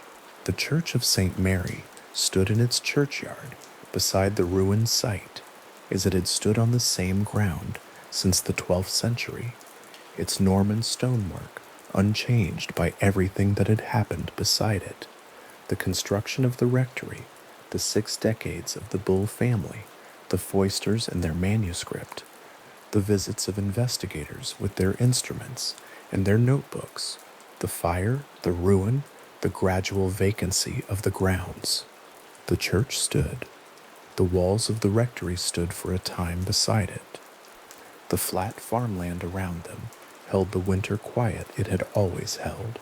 The narrow lane approaching from the direction of Long Melford, bending without warning through the hedgerows, the landscape opening and closing around the lane, as it always did, as it had long before the rectory was built, and as it continued to do in the years after the rectory's shell was all that remained of it. Something about the years the Foysters spent in that building and the document Lionel produced across those years, and the penciled messages on the plaster walls, and the long record of small displaced objects and ringing bells, something about all of it continues to sit in the Borley case, the way certain details sit in any long and complicated record, refusing to reduce to a single explanation, resistant to either confident endorsement or confident dismissal. The manuscript is in an archive. The photographs of the wall writings are in an archive. The accounts of visiting clergymen and investigators are in published collections and archive files. The physical building is gone. The shell of the building is gone. The ground where it stood is still there, still in Essex, still at the end of the same narrow lane, the same flat farmland around it, the same Church of St. Mary, standing in its ancient churchyard, on the same ground it has occupied for 900 years. The roofless brick walls stood for a while after the fire, blackened and open to the sky, the chimneys still intact against the light. The shell of the building that Henry Bull had built in 1863 and his son had inherited, and the Foysters had moved into, on an autumn day in 1930, with their books and their furniture, and the ordinary concerns of a household settling in. That shell stood for a time in the Essex landscape, and then it was gone, and the ground it had stood on was quiet, and the church was still there, and the old light still came across the flat fields in the early morning in the particular way it always had, and the lane still bent without warning through the closed hedgerows, and the site held what it had always held, the long accumulation of everything that had happened there, in the ground, in the record, in the still air above the grassed-over place where the walls had been. In 1956, a document arrived in libraries and archive collections across Britain that bore the institutional heading of the Society for Psychical Research and ran to several hundred dense footnoted pages. Its title was The Haunting of Borley Rectory, a critical survey of the evidence. Its authors were Eric Dingwall, Kathleen Goldney, and Trevor Hall, three researchers who had spent years working through the original witness statements, the observer reports from the 1937 tenancy, the correspondence files, and the published accounts, comparing each against the others with a patience the original investigation had not always applied. The document they produced was not a dramatic refutation. It was something quieter and more careful than that, a long methodical examination of what the evidence actually showed when it was laid out in sequence and held up to the light of the statements that had generated it, which turned out in many cases to be rather different from what had been claimed on its behalf. The physical existence of that report matters in itself. It was printed and bound. It sat on shelves. It could be opened to any page and read against the original sources it cited, because Dingwall, Goldney, and Hall had preserved their references with a care that made the comparison possible. What they had produced was a document that treated the Borley case not as a story, but as a body of evidence, a collection of papers, forms, letters, and published texts that could be examined in the same way any historical record could be examined, with the same tools and the same skepticism one would bring to any set of documents whose origins and handling were in question. That was, in one sense, the most significant thing about it. The case had been handled for years as though the testimony of the investigator was itself the primary evidence, and the report proposed that this was not how evidence worked. The conclusions Dingwall, Goldney, and Hall reached after that examination were measured in their phrasing but clear enough in their direction. The case for genuine paranormal phenomena at Borley Rectory, they concluded, could not be sustained on the available evidence. What they found when they looked carefully at the original observer reports from Price's 1937 tenancy was that a significant number of the experiences recorded by volunteers in the rectory were ambiguous, ordinary, or explicable in ways that Price's published accounts had not acknowledged. Floorboards settling, draughts, mice, the ordinary sounds of a large, old, empty building at night, heard by people who had been told before they arrived that the building was the most haunted in England. The volunteer observers themselves presented a more complicated picture than Price's published book had suggested. Several of them, approached by researchers after the publication of Price's account, stated that their experiences had been described in terms they did not recognize, that details had been added or emphasis applied that altered the character of what they had actually written on their forms. The original forms survived. They could be compared against what had been printed. That comparison, in a number of cases, showed significant differences between what a volunteer had recorded in pencil on a standardized sheet at 2 a.m. in an empty room and what subsequently appeared in print under Price's name as a documented instance of paranormal activity. The original forms are still held in archive collections. They remain legible.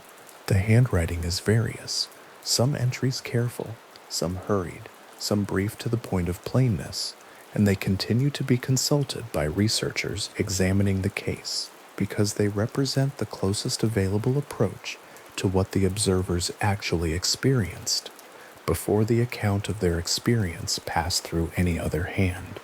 Trevor Hall's subsequent independent investigations took the specific allegations further.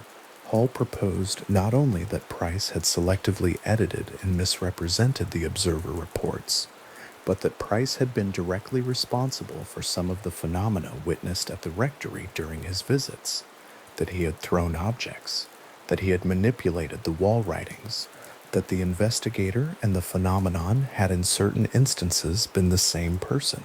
These were serious allegations. They were made with reference to specific incidents and specific witnesses, and they did not go unanswered by those who continued to find value in Price's account. The arguments around them ran for decades and have not been entirely resolved, because the nature of the evidence is such that definitive proof in either direction is difficult to establish. What the allegations did, regardless of whether every specific claim within them was accepted, was to shift the nature of the question the Borley case posed. The question was no longer simply what had happened in the rectory. It was also what kind of investigator Harry Price had been, what his methods had actually involved, and how much of what bore his name as documentation could be trusted as a faithful record of what had been observed. Price died in 1948 before the SPR report was published. He did not respond to the specific allegations Dingwall, Goldney, and Hall made because he was not alive to read them. What survived him was the published book, the archive of his papers, the observer forms, and the recorded accounts of people who had known him and worked with him, some of whom spoke well of his methods, and some of whom did not. He remains a complicated figure in the history of psychical research, a man who brought genuine institutional organization and methodological ambition to a field that had been loosely conducted, and who also, by the best available account, did not always handle that methodology in ways that a disinterested observer could have approved. Both of those things appear to be true at once, and the record holds both without resolving the tension between them into something neater than it actually was. The question of Marianne Foister arrived at a different kind of resolution, though resolution is perhaps too clean a word for what the research into her life actually produced. During the years of the Foister tenancy, from 1930 onward, Marianne had been the central figure around whom many of the most intensely reported phenomena clustered. The wall messages had been addressed to her by name. The objects that moved or broke had moved or broken most frequently in her presence or in proximity to her. The accounts in Lionel Foister's manuscript positioned her consistently at the center of what he documented, and she had remained a largely elusive figure in the subsequent literature, someone whose voice and account were present in the record, but whose life outside the rectory years was much less well documented than those of the male investigators who had written so extensively about her. Robert Wood changed that. Wood was a researcher who located Marianne Foister in the United States in the latter decades of the 20th century and spoke with her directly, conducting interviews that produced a body of material substantially different in character from what she had said during and immediately after the Borley years. What Wood documented in his 1992 book, The Widow of Borley, was a pattern of demonstrably false statements about her personal history, claims about her background, her relationships, and the circumstances of her life that could be checked against documentary records and that did not match what those records showed. He documented that she had been conducting an extramarital affair during the years of the Borley tenancy, a fact that introduced a dimension to the household circumstances of those years that Lionel's manuscript had not recorded. The picture that emerged from Wood's research was of a woman whose personal circumstances during the Borley years were considerably more complicated and considerably less straightforward than the accounts centered on her had suggested. None of that established with certainty what had or had not happened in the rectory during those years. A person can make false statements about their personal history and still have encountered things they could not explain. The two facts are not logically exclusive. What the research did establish was that the most intensely reported period in the rectory's documented history had occurred in a household whose circumstances were not what they appeared, and that the central figure around whom that activity clustered had a documented relationship with truthfulness that made her testimony more difficult to assess than it had originally been presented as being. The Foister years remain the most contested portion of the Borley record, and they remain so not because the questions about them have become more answerable over time, but because the evidence bearing on them has become simultaneously more detailed and more contradictory. Beneath the cellar floor of Borley Rectory, during or shortly after the demolition works of 1944, laborers broke through the floor surface and found bone fragments in the earth below. The remains were identified as belonging to a young woman. The forensic methods available in the mid-1940s were not capable of establishing with precision how old the bones were, or what had caused the death of the person they had belonged to, or in what historical period they had been placed in that ground. Those questions have not been answered since, because the remains were not preserved in conditions that would allow more modern forensic methods to be applied to them, and the site itself no longer exists in a form that would permit re-examination of the context in which the fragments were found. What is documented is what happened next. The Reverend A.C. Henning conducted a Christian burial service for the bone fragments at Liston Churchyard in May 1945. The date is recorded. The location is recorded. The minister is named. The ceremony was small and formal. A handful of people gathered at a named churchyard on a documented spring day. A burial service read over remains whose identity could not be established. The fragments committed to the ground with the forms that tradition prescribed for such occasions. That is the record. It does not reach further than that. The bones were there, and then they were buried properly, and the questions about them, who the person had been, how they had come to be beneath that floor, were not answered by the burial, and have not been answered since. The connection between the bone fragments and the nun legend that had attached itself to the Borley site over the preceding decades was noted immediately and widely. The legend held that a condemned nun had been executed or interred near the site during the medieval period. The bones were those of a young woman. The association was drawn, and drawn repeatedly, in newspaper accounts and popular histories of the case. What the bones could not actually confirm was any specific detail of that legend, because the evidence was insufficient to establish the period, the identity, or the circumstances. The association was a narrative connection, not an evidentiary one. The bones were real. The legend was a legend. What relationship, if any, existed between them was not established by their simultaneous existence in the record, however often that association was drawn. The remaining walls of Borley Rectory, the red brick shell that had stood roofless since the fire of February 1939, the tall chimney stacks still rising above the blackened and gutted interior, were demolished in 1944. The site was cleared. The physical structure that had generated 40 years of documented reports, 63 years of Bull family residence, an investigator's decade of visits and published accounts, and 5 years of the most intensely recorded phenomena in the rectory's history ceased to exist as a building.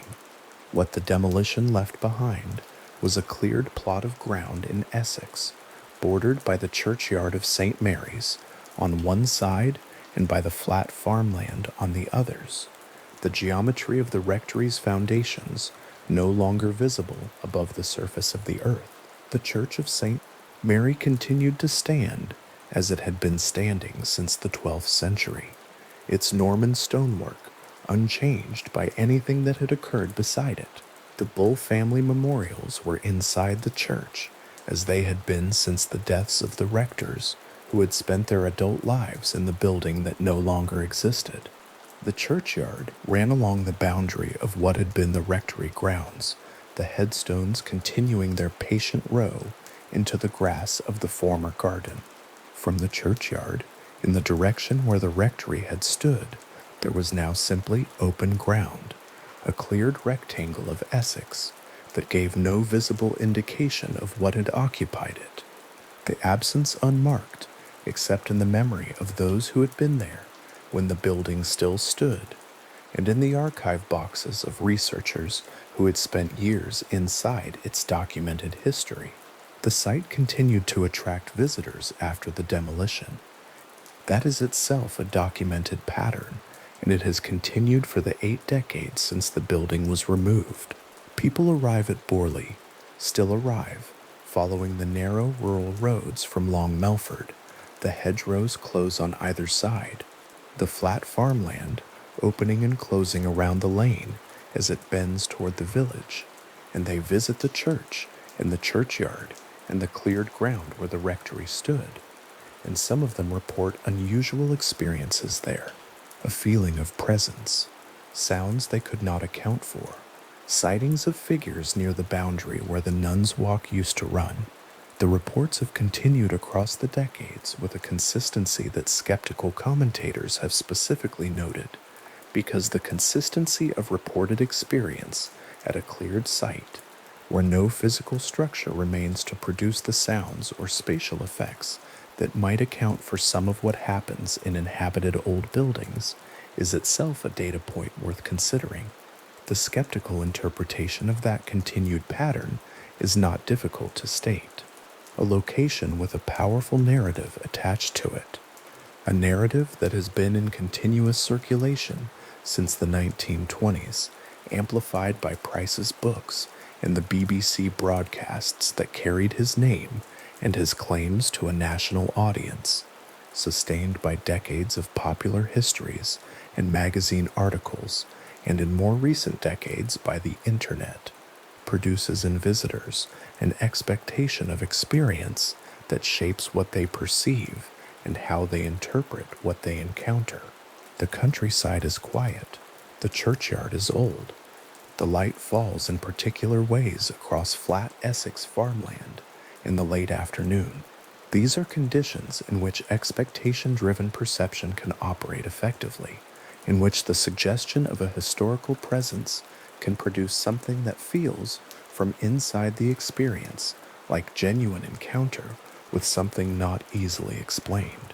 That is one account of what continues to happen at Borley. It is a coherent account.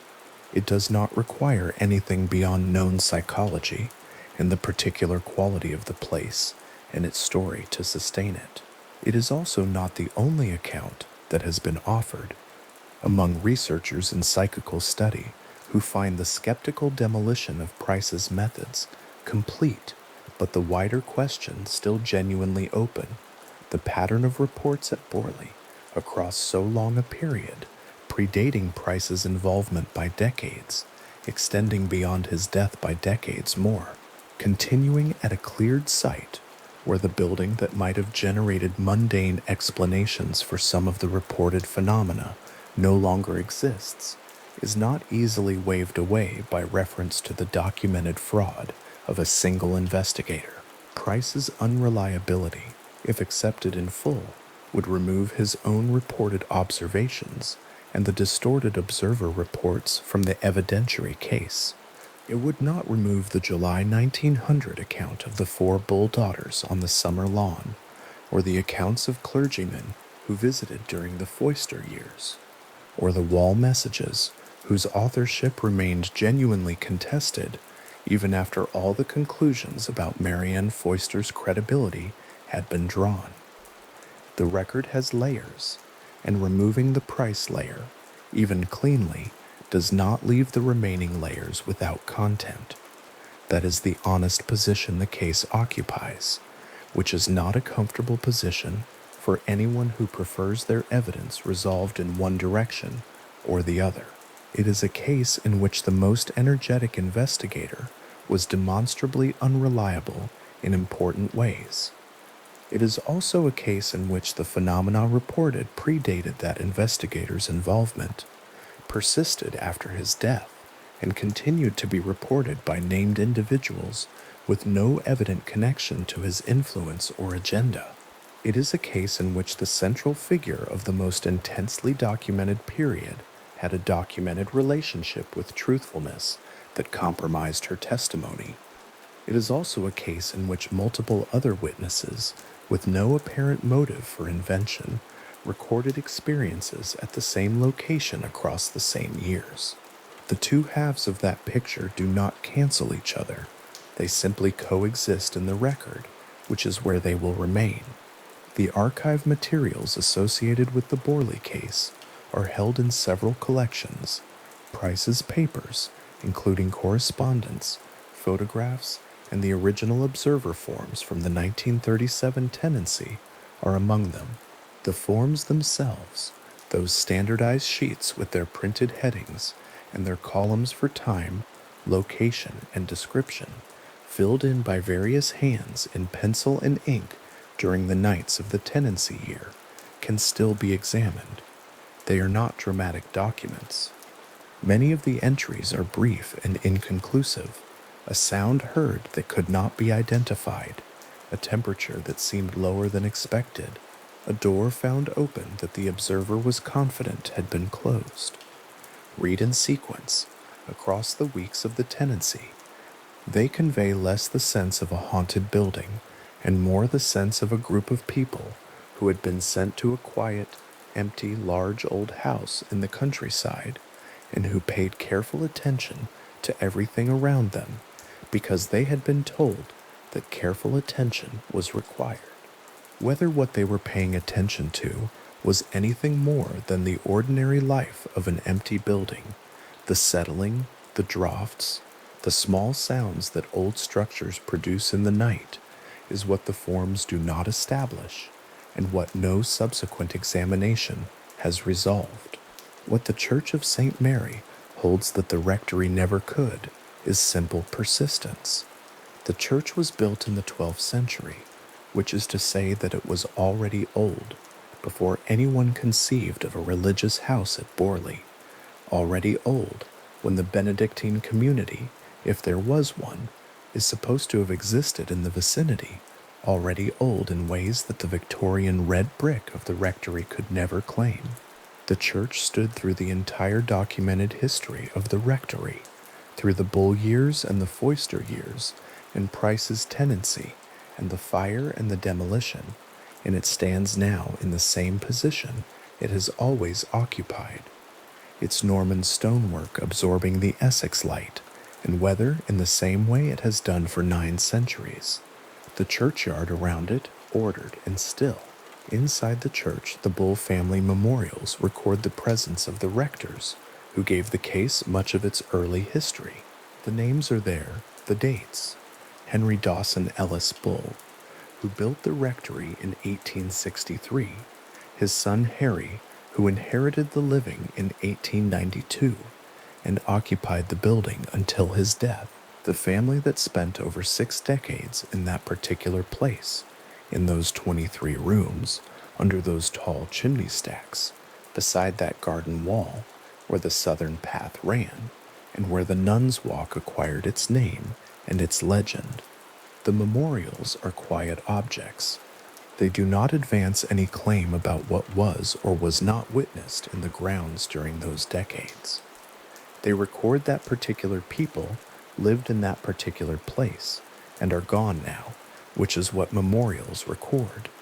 The Nuns' Walk itself, or what was the Nuns' Walk, the southern boundary path beside the garden wall, where the 4 Bull daughters walked on the July evening of 1900, and where the figure they described moved without turning at the sound of their approach, is no longer a defined path. The garden wall is gone with the rest of the structure. The boundary is marked now by whatever the surrounding property arrangement leaves visible from the lane, which is not much.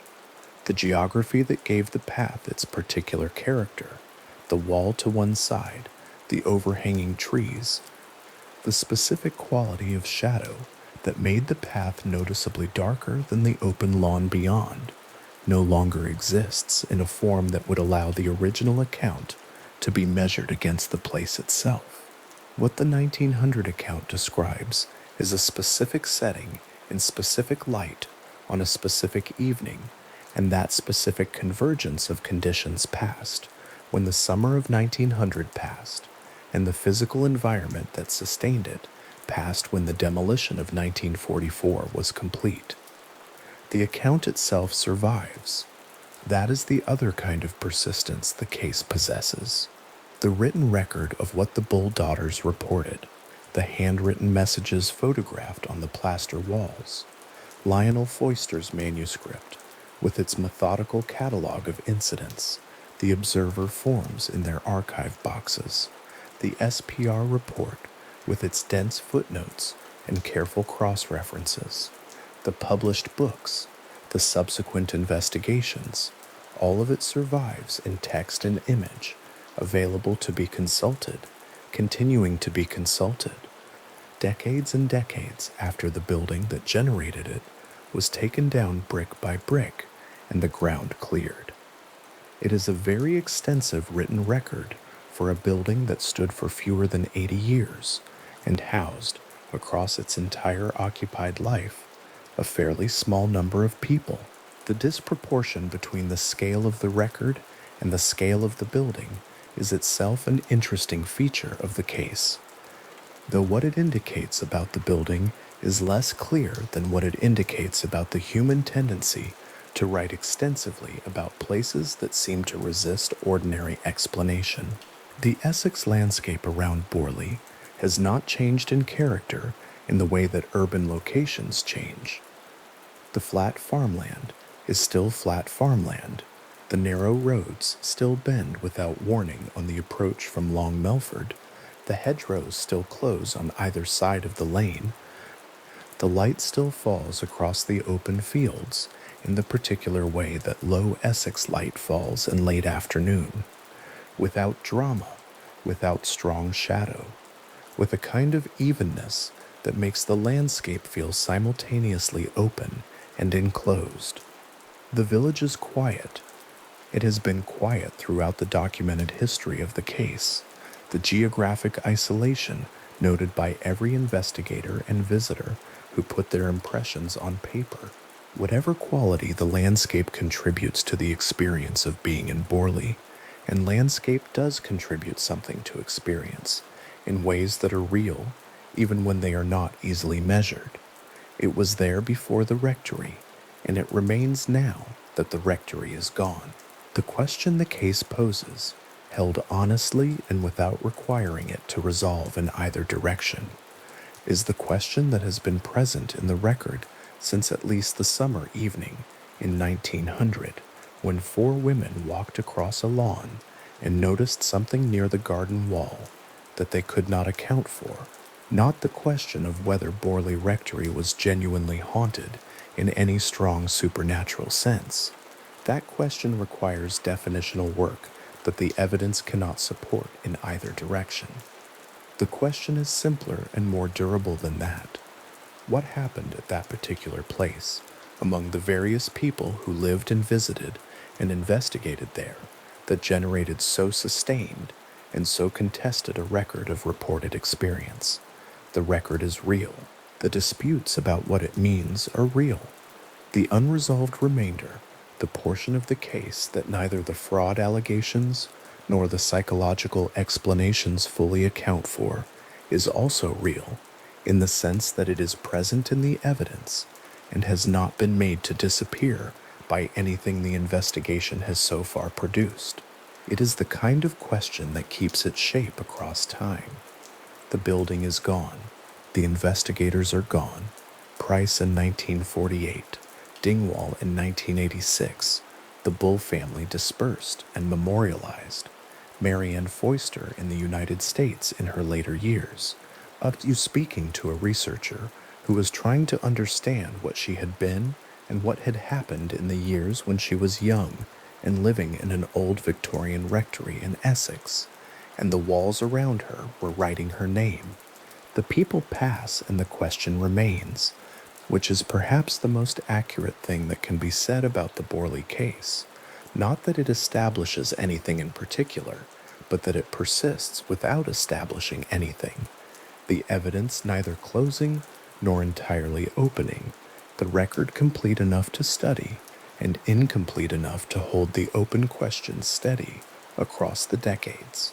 The Church of St. Mary stands in its churchyard beside the cleared ground where the rectory stood. The Norman stonework is the color it has been since the 12th century, a gray darker than the surrounding field, a surface that has absorbed 900 years of English weather and shows it in the particular weathered density of old stone. The Bull family memorials are inside. The churchyard is around. The former rectory site is beside it, grassed over, the geometry of the foundations no longer visible, the tall chimney stacks that once stood against the Essex sky entirely gone. The church does not hold an opinion about any of this. It holds the memorials and the stonework and the quiet that has settled over the place, now that the building that generated so much written attention is no longer there to receive it. In the mornings, the light comes across the flat farmland from the east and falls across the church and the churchyard and the cleared ground in the same undemonstrative way it has always fallen across that part of Essex. The lane from Long Melford is still narrow. The hedgerows are still close. The village is still the kind of quiet that is noticeable to people arriving from busier places.